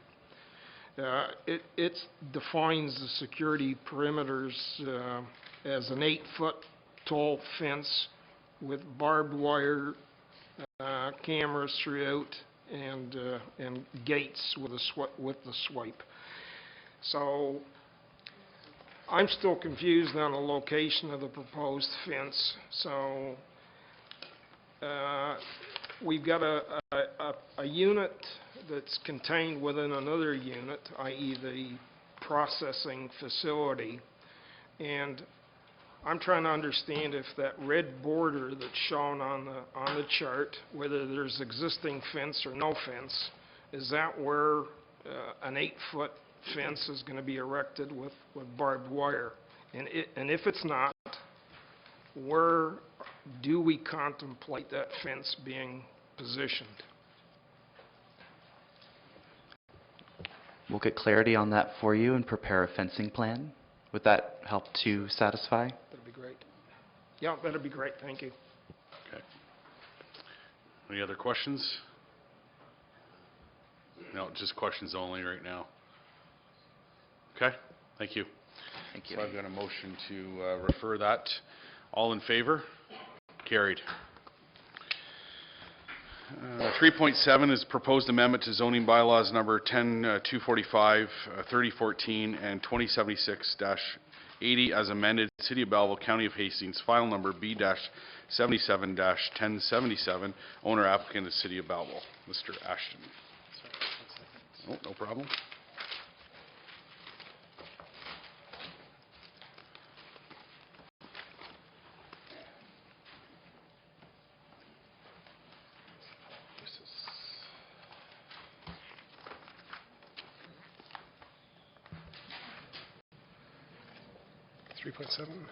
Yeah.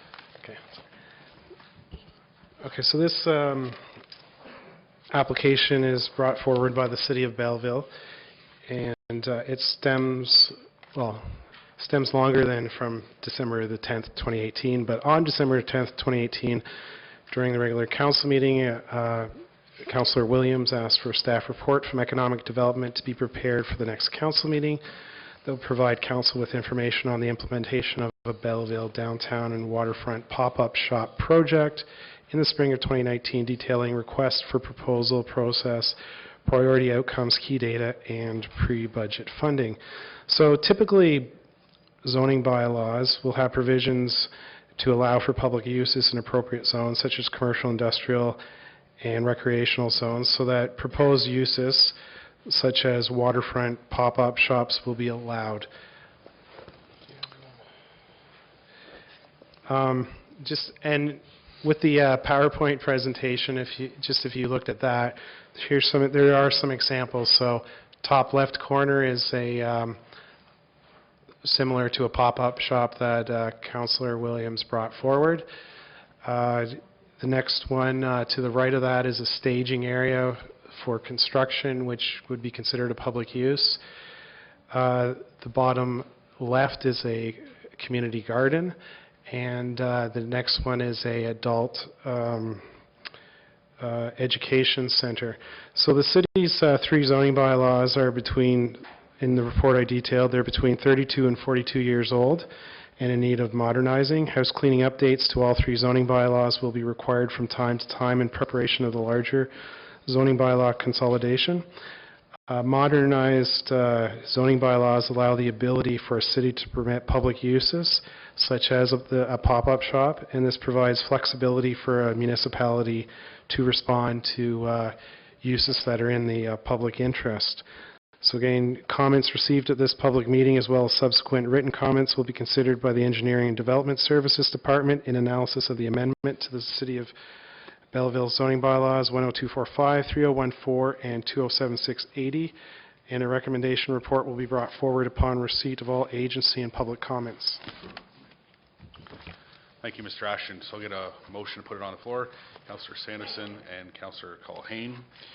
Is there anyone wishing to speak in favor of the application? Anyone wishing to speak in favor of the application? And a third time, anyone wishing to speak in favor of the application? Anyone wishing to oppose the application? Anyone wishing to speak opposing the application? And a third time, anyone wishing to speak opposing the application? I get a motion to refer. I got a motion to refer. All in favor? Motion's carried. So I'll get a motion to adjourn this portion of the meeting. Councillor Kelly, Councillor Culhane, all in favor? Motion's carried. And the agenda starts at the next page on the back side, just for committee's purposes. So attendance, Councillor Williams is absent and Mayor Panchuk is in his place, and Mr. Baltutis is absent. Disclosure of pecuniary interest and general nature thereof. And we've got Councillor Williams' notes from earlier. Seeing none else, can I get a confirmation of the minutes of the City Council Planning Committee meeting and Planning Advisory Committee meeting held on February 4th, 2019? Councillor Culhane, Mr. Joyce, all in favor. Motion's carried. Deputations, seeing none. Correspondence, seeing none. Referrals from the public meeting, 6.1. Proposed amendment to zoning bylaws number 10-245, 3014, and 2076-80 as amended, City of Belleville, County of Hastings, file number B-77-1069, owner applicant, City of Belleville, policy planners report number PP-2019-07. Resolution reads that report number PP-2019-07 dated March 4th, 2019 regarding introductory public meeting for proposed amendment to zoning bylaws number 10-245, 3014, and 2076-80 as amended, update to cannabis terminology be received as information, and that staff report back at such time as input from the public, commenting agencies, and municipal departments has been received, assessed, and addressed to the satisfaction of the Engineering and Development Services Department. Mover. Moved by Ms. Brown, seconded by Councillor Kelly. Any questions or comments on that one? All in favor? Motion's carried. 6.2, proposed amendment to zoning bylaw number 2076-80 as amended, lots 35 and 36, concession 2, former township of Sydney, now city of Belleville, county of Hastings, file number B-77-1072. Owner applicant is John Belanger. Genlin Properties Limited. Agent is Foten Consultants, Inc. and Ainley Group. Policy Planners Report number PP-2019-11.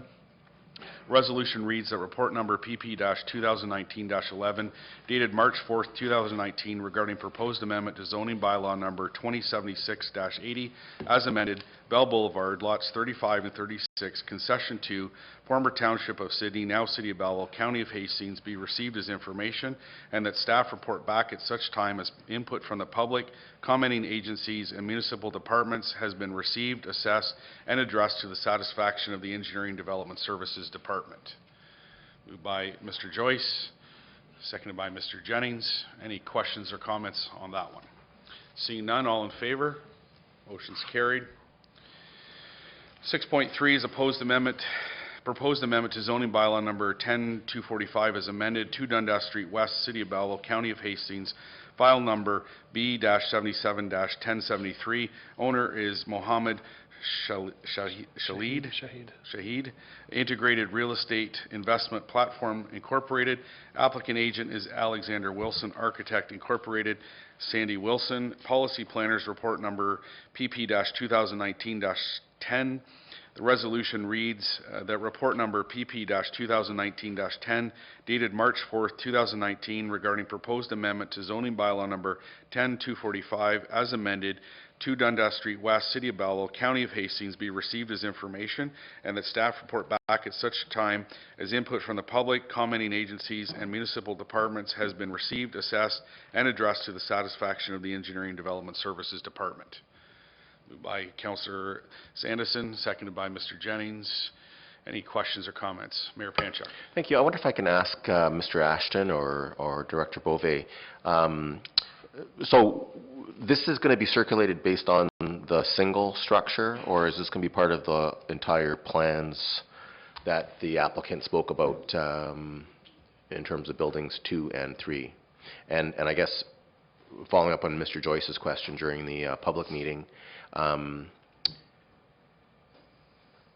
the brownfield development, is it for the entire property, and is it impacted by us taking action on one building out of a potential 3-building project? Okay, so the application is specifically for that former gas station site. I probably provided the other information on 170 to 180 Coleman for context of the whole development of the site, but the rezoning itself will be 2 Dundas Street West. There will be a site plan, and Mr. Pinchin's behind me, but I'm assuming that the site plan may be for the entire site, but I probably would get him to clarify. Certainly, through the chair to Mayor Panchuk, the site plan at the moment, we don't have the site plan received. When we receive the site plan submission, it may be for a portion of the site that's later amended. I don't think it's going to be for the whole site, but until we receive the application, I don't know for sure. Okay. So I guess that's the question, and I don't want to complicate it because it's I guess they are 2 separate issues to a point, but the brownfield application is related, and so I guess I just wanted to ask, if the site plan comes in with simply the structure, does that negatively impact on the brownfield process, and should we be recommending through either this motion here that the site plan, in terms of being received, assessed and addressed later on, should be for the whole development rather than just piecemeal? Well, maybe I'll answer. I think the committee should keep in mind the rezoning is just for 2 Dundas Street West. The zoning that is required for the other proposed buildings is already in place, so there will not be any further rezoning application. And as it relates to the brownfield, we can work and process the applications under the brownfield either on a site-by-site basis through the 4 buildings or the one site as a whole. I suspect it will be done on a building-by-building basis, and that's something that we'll work out with the environmental consultant that the applicant is Thank you. working with. One last question then is, does the brownfield application, is it dependent upon the zoning, the appropriate zoning? Absolutely. So the brownfield application really is dependent on the development actually going ahead. Although the city's program has different components, including assisting with funding for the environmental studies, the bulk of the funding is tied to the cleanup of the properties, which is then dependent on them actually developing the property. So if they go ahead and clean the property without any development, then the city has to decide, do we want to support that cleanup without seeing the final product appear? Really the intent of the Brownfields program is to get stuff built and to help people get stuff built. So the majority of the funding will happen after the buildings are finished. Thank you very much. Any other further questions? Ms. Brown? First, I just want to indicate that I am very supportive of any kind of residential growth that happens here in the city. And of course, it would be expected anything around the downtown area. However, I do want to express some concern with the provision as it relates to the reduced parking provision. It's not uncommon or unknown that there's a perceived parking issue in and around the downtown and limited number of overnight parking spaces. So I have a concern about how it will be addressed if we have limited parking for 2 Dundas in the zoning application. Will it have implications, first and foremost, to an absence of overnight parking? And then the second half to that question is, will it have implications to other nearby businesses and commercial entities, the Tim Hortons, Newman Insurance, Pro Advantage, the strip mall that's located on Dundas just up the street? Will they be faced with lack of customer parking because the residential parking may be going into the area? Well, I guess I can comment on that, and Steve can jump in. The amount of parking that's being proposed on the site will satisfy the residential component of it. We don't want to see development go ahead with residential units that doesn't at least accommodate the minimum required for those residential units. Some of the buildings proposed in this overall development include some commercial, so some of the reduction would be focused more on the commercial side of it, and that's really not different than what we have in the downtown now. There's various exemptions for parking for commercial development in the downtown, so I think this really matches that, and most importantly, anyone who's living there is going to have a place to park their vehicle. Okay. Very good. Any other questions, comments? Seeing none, all in favor? Motion's carried. 6.4, proposed amendment to zoning bylaw number 3014 as amended, parts of lots 1 and 2, concession 3, Settlers Ridge subdivision, former township of Thurlow, now city of Belleville, county of Hastings, file number B-77-1074 and 12T-12503. Owner applicant is Covington Crescent JV and agent is Ainley Group. Policy Planners Report Number PP-2019-16. Resolution reads that Report Number PP-2019-16 dated March 4th, 2019, regarding notice of complete application and introductory public meeting, application for proposed amendment to zoning bylaw number 3014 as amended, parts of lots 1 and 2, concession 3 of Settlers Ridge subdivision, phase 5, former township of Thurlow, now city of Belleville, county of Hastings, be received as information, and that staff report back at such time as input from the public, commenting agencies, and municipal departments has been received, assessed, and addressed to the satisfaction of the Engineering Development Services Department.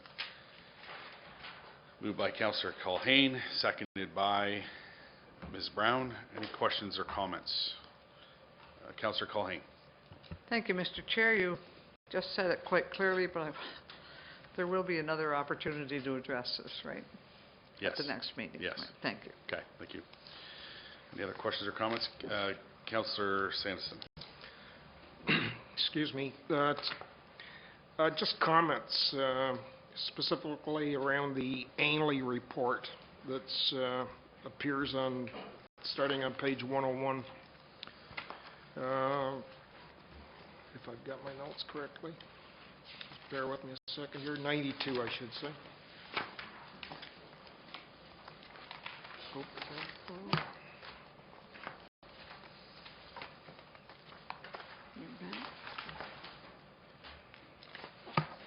Sorry, which page? I was right the first time, 101. Okay. The Ainley report. Just a couple comments on page 103, second paragraph, second sentence in the first paragraph. It says the city buses run within the area, and there are no city buses that run in Settlers Ridge. So that's a incorrect statement. Page 102, the report says that the lands are in close proximity to various schools, employment areas, and recreational facilities. It then goes on to say that it's within 5 kilometers. And given there's no public transit, and if people had to walk, that's a 1-hour walk. So I just think the report could use a little bit of tidying up, would be my comment. And the second comment is related to the proposed change, and I don't know whether this is the appropriate meeting to make a comment or whether I should withhold it until it comes back. Well, if it's something that you think that staff should consider when they prepare their final report, perhaps. Okay, so in that regard, I did receive a number of calls, and how I interpreted the calls was that the neighborhood integrity is going to be affected by the erection of these townhouses. People that have purchased in there through phases 1 through 4 have seen a plan that was going to have 24 single-family homes in that Covington Crescent. Now, it has moved around a couple times in terms of whether we're going to be townhouses and condominiums, and there's certainly in the subdivision itself, there's a good mix of all of those things. What was originally envisioned in around that area was on Norwich. There were going to be some condominiums on the east and west side, and that was changed to single-family homes. And most recently, there was another change at Kempton and Sydney, where there was going to be a little strip mall in there with a bunch of, convenience store and a few other things, and that was turned over and turned into 4 single-family dwellings.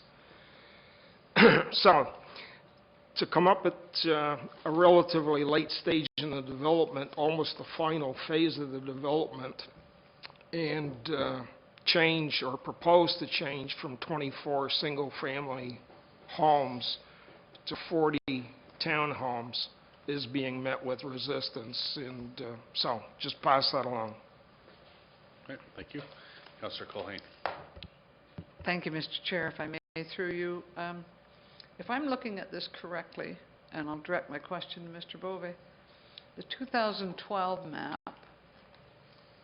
at the upper, on both sides of Norwich, those were to be single-family dwellings or townhouses in those areas? If you can see where I mean? Yes. Okay. And then if I follow through to 2017, those same areas became single homes? Okay. And then I look to today, and all of the townhouses are incorporated in this one patch of land, correct? In the center of this area. I think they're crowded. I think I liked it much better, the original application. That's just my 2 cents. Other questions or comments? Ms. Brown? Through you to Mr. Beauvais, if I could. Had a number of calls concerning the water pressure in that particular area, addressing as more houses are being added within Settlers Ridge, the water pressure in the area continues to get worse and worse and worse. And so my question is, if we rezone this from 24 to 40 units, are we in fact exacerbating a pre-existing condition related to water? That's a good question. In the fall, the city entered into an agreement with the developer of Settlers Ridge to extend a new water main up the side of Sydney Street to the north of Phase 3 and 4, which are north of Kempton and across to what is now being constructed, the further extension of Hampton Ridge Drive. So that was done to satisfy the requirements for Phase 4, which includes some townhouse development. So when the city reviews the design of the water system, we look at a standard for fire flows, so that firefighters have adequate pressure and volume of water to fight any fires there. Phase 4 with, and I should say, if you have townhouse development, the pressure requirements are somewhat higher than if you have a subdivision with just single-family homes. There's more units to look after, and the nature of construction of townhouses makes it a little more challenging to fight if a fire occurs. So the water pressure requirements are a little more significant for townhouses. And so there was a challenge meeting those pressure requirements in Phase 4. The work that was done on Sydney Street addressed that problem and addressed potentially the future expansion of the area to the north. As part of our engineering review of this subdivision, whether it's the way it currently exists or if this new plan is approved, we will review it based on the number of units in there and the type of units, and they will have to meet the fire flow requirements in order to get their sign-off and approval from Belleville Water to extend the pipes and install the system in that subdivision. Yep, Ms. Brown? So as a follow-on question, what comes first, the 40 townhouses or the water main development on Sydney? The water main has been installed on Sydney. Okay. Yeah. And it's turned on? Yes. Okay, thank you. Okay. Any other questions or comments? Mr. Jennings? Just looking, everybody's talking about adding all these extra units. I'm reading this that we're only actually adding 9 units from the original design. Is that correct? We've gone from, we're losing 15 single-family homes and adding 23 townhouses. Yeah. Correct? Yeah, from the original application, they, removed some units, and then this redlining, they added some units, but from the original to now, you're correct, it's 9 units. Okay, thank you. Yep. Any other questions or comments? All in favor? Motion is carried. 6.5, proposed amendment to zoning bylaw number 3014 as amended, 20 to 80 Whims Way, Cannabis Mills Estates North, Phase 8+, former Township of Thurlow, now City of Belleville, County of Hastings, file number B-77-1075, owner applicant Stakos Homes 2014 Limited, agent is Van Meer Limited, policy planners report number PP-2019-17, and the resolution reads that report number PP-2019-17 dated March 4th, 2019 regarding notice of complete application and introductory public meeting for application for proposed amendment to zoning bylaw number 3014 as amended, 2080 Whims Way, Cannabis Mills Estate North, Phases 8+, former Township of Thurlow, now City of Belleville, County of Hastings, be received as information, and that staff report back at such time as input from the public, commenting agencies, and municipal departments has been received, assessed, and addressed to the satisfaction of the Engineering Development Services Department. Moved by Mr. Joyce, seconded by Councillor Sanderson. Any questions or comments on that one? Seeing none, all in favor? Motion's carried. 6.6, proposed amendment to zoning bylaw number 10245 as amended 250 Sydney Street, City of Belleville, County of Hastings, file number B-77-1076. Owner applicant is 2589989 Ontario Incorporated. Agent is RFA Planning Consultant Incorporated. Policy Planners Report number PP-2019-15.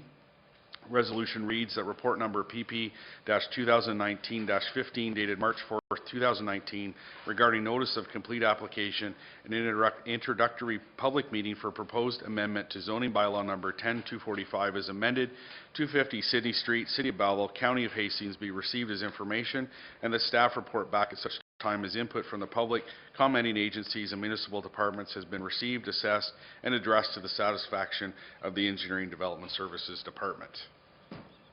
Moved by Mayor Panchuk, seconded by Councillor Culhane. Any questions on that one? Seeing none? What? Well, I'll just say this for staff. You know, I think it was clearly articulated to the applicant, but I think some follow-up with respect to their potential tenants, a full description of everything included. Basically, the Hexo presentation is what we're looking for in terms of the parameters, the security, things of that nature. I think it's quite clear. It's important that we get that, and that's included. Councillor Kelly. Through you, Mr. Chair, I just wanted to echo what Councillor Culhane said about 20 minutes ago. I mean, I thought I was talking to the owners of the business that turned out to be the landlord, so I apologized about that. But, I mean, just a couple of questions was, we talked about skilled labor, and I wanted to know where they're going to be temp jobs or they're going to be real jobs, because there's a difference between a temp job and somebody that's hired by this owner coming from Vancouver, and I'm 100% behind Councillor Culhane.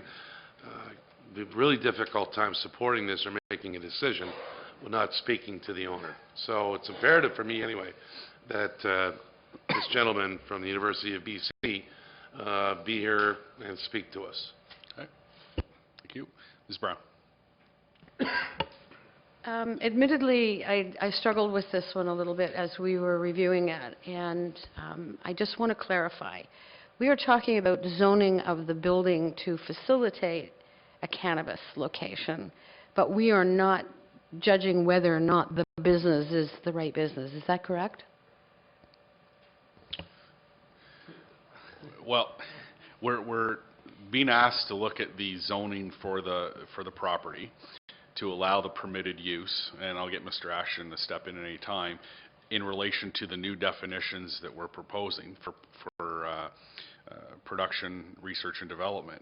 But in terms of the business viability, number one, that has to be answered by Health Canada in terms of meeting all those requirements, and it is quite stringent. And so that's the business of the tenant. But in terms of what we're being asked to do is look at the actual zoning, but I'll have Mr. Ashton speak as well. I think you're like basically what they're doing is asking for an amendment to the site-specific bylaw to add the cannabis processing facility as a permitted use. So I think the committee raised some questions that they'd like to see addressed, including that they want to see the tenants, but I'll be going over that with them as well. But at the end of the day, the committee has to be satisfied that this, is an appropriate use for the site before they recommend approval to the city council, in my mind. But I don't know if that answers your question. Yeah. If I may, first of all, cannabis is an emerging market, and we need to recognize that it's legal and it's socially accepted, and it may not be a business that we all personally feel strongly about, but whether or not it is beneficial to Belleville as a whole is really where I wanted to get to, which is why the question of if we state that this is appropriate zoning for this particular business, it might not be the owner that comes to the podium that tells us he's got all his ducks in a row. It could in fact be a very different tenant that comes in at some point in the future. So where I'm trying to go with that is I'm concerned that we're focused on the cannabis part of it as opposed to if they meet all of the regulations, are we doing the right thing in terms of the zoning as it pertains to this particular property? Any other questions or comments? Mayor Panchak. You know, and I'll just, I think Ms. Brown has made a good point. Like, what we're considering here is the zoning status. It's not our place to decide who the tenant is and whatnot. We're allowing for a permitted use. And this is a commercial property that has been highly industrial in the past, has had some very significant health concerns previously in terms of the work that was being done there, the chemicals that were being used and whatnot. We have a new owner of the facility that is trying to almost gentrify it a little bit by bringing in new types of tenants, and they've asked for an amendment to the zoning bylaw to allow them to attract a wide range. You know, I think this is an appropriate facility for this. I said this last year in the fall when we were considering a different application, when City Council was considering a different application. There were some concerns about the applicant, you know, but the good news for the City of Belleville is this is different than some other types of zoning applications, because anyone who is going to go in and partake in this type of business has to go through an extremely rigorous Health Canada process. And I would say, with no disrespect to our people, that process is much more vigorous than a development application for the City of Belleville. And so, you know, and after having myself gone to a cannabis production facility in Gatineau, I was invited to go and attend on the part of HEXO. This is not the stereotypical grow operation that some people may have in mind. It is a highly technical, highly scientific, high investment style of business that the zoning simply permits that use going there. So I'll be supporting this here. We'll let staff work on it, let them gather information from neighbors and other residents about what the appropriateness of is, and then we'll make a decision in the future. Right. Councillor Culhane. Thank you, Mr. Chair. Through you, I think both points are well taken. I have no personal objection to the business, and I admit to thinking that the owner was actually going to be the tenant. So you've clarified that for me. Thank you very much, Mr. Mayor. That's all. Okay. All in favor? Motion's carried. 6.7, proposed amendment to zoning bylaws number 10, 245, 3014, and 2076-80 as amended, City of Belleville, County of Hastings, file number B-77-1077, owner applicant City of Belleville, policy planners report number PP-2019-08. Resolution reads that report number PP-2019-08 dated March 4th, 2019 regarding introductory public meeting for proposed amendment to zoning bylaws number 10, 245, 3014, 2076-80 as amended, add public use terminology and general provisions be received as information, and that staff report back at such time as input from the public, commenting agencies, and municipal departments has been received, assessed, and addressed to the satisfaction of the Engineering and Development Services Department. Moved by Mr. Jennings, seconded by Councillor Culhane. Any questions or comments on this one? Councillor Sanderson. Yeah, through the chair to Stephen. I'm just wondering, Stephen, on page 169, item number 7, the last statement refers to Hydro One Networks. I'm just wondering if it should also include Lexicon Energy, formerly Viridium. The,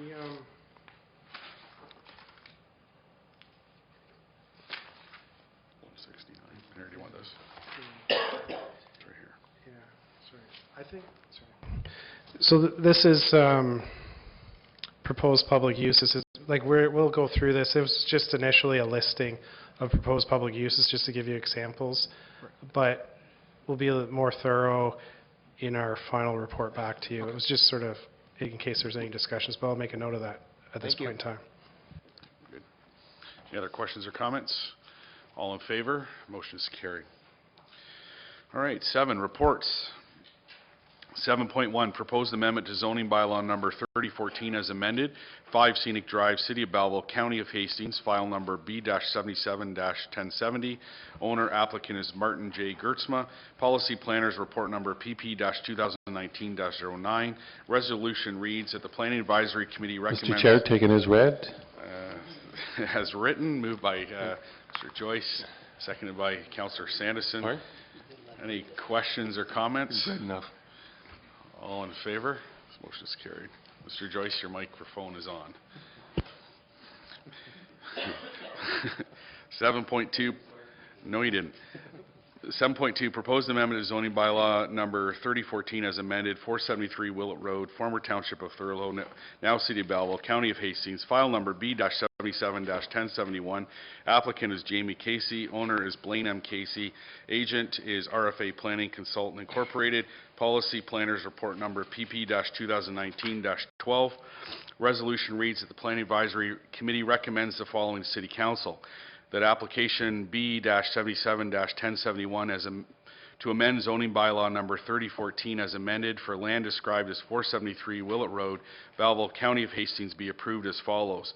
That zoning bylaw number 3014 as amended be amended by rezoning the subject lands from the current PA Prime Agricultural Zone to RR-Rural Residential Zone to fulfill a condition of consent for applications B32-18 and B33-18. Moved by Councillor Sandison, seconded by Councillor Culhane. Any questions or comments?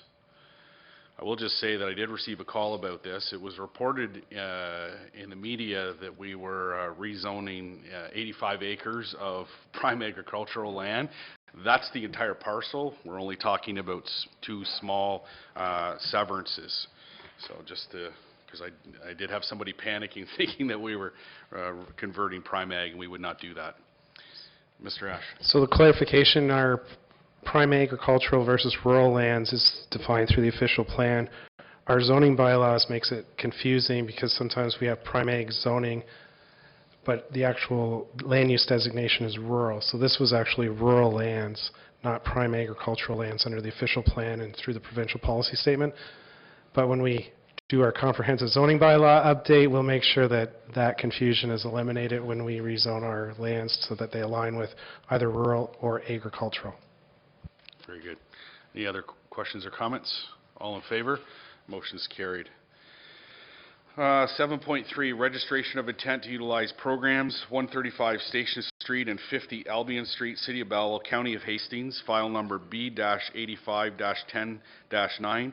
Applicant is 1993388 Ontario Incorporated, KGF Capital Realty. Policy planners report number PP-2019-18. The resolution reads that the Belleville Planning Advisory Committee recommends to the Council of the Corporation of the City of Belleville that application B-85-10-9 for registration of intent to utilize programs under the city's Brownfields Community Improvement Plan by 1993388 Ontario Inc., KGF Capital Realty for the subject lands located at 135 Station Street and 50 Albion Street, City of Belleville, County of Hastings be approved as follows. 1, that Program 3, the City of Belleville Environmental Site Assessment Grant Program, be considered for the above application, subject to A, submission of the cost to conduct a Phase 1 and Phase 2 environmental site assessment for the subject lands, B, submission of paid invoices to conduct the Phase 1 and 2 environmental site assessment for the subject lands prior to the distribution of any funds for the Phase 1 and 2 environmental site assessments, and 2, approval in principle of the building permit grant program, development charge grant program, tax increment equivalent grant program, and tax cancellation assistance program, subject to the strict eligibility requirement of each of these programs being adhered to and implemented by city staff once the results of the environmental site assessment demonstrate the degree and seriousness of a contamination and remediation needs for the subject lands. Moved by Mayor Panchuk, seconded by Mr. Joyce. Any questions or comments?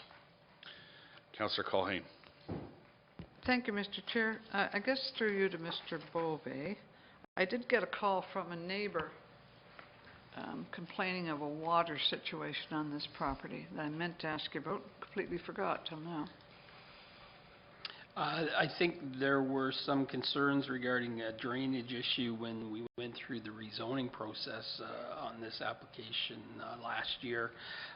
Certainly as part of the site plan process, we'll take a look at drainage and ensure that what's happening on the site is dealt with on the site, and that drainage isn't impacted on the abutting properties. I know the applicant has indicated to us they have had discussions with one of the adjoining owners, and there's a historic issue there, and they're trying to resolve that issue. Between the two of them? Between the two of them. I see. Thank you. Okay. Any other questions or comments? Seeing none, all in favor? Motion is carried.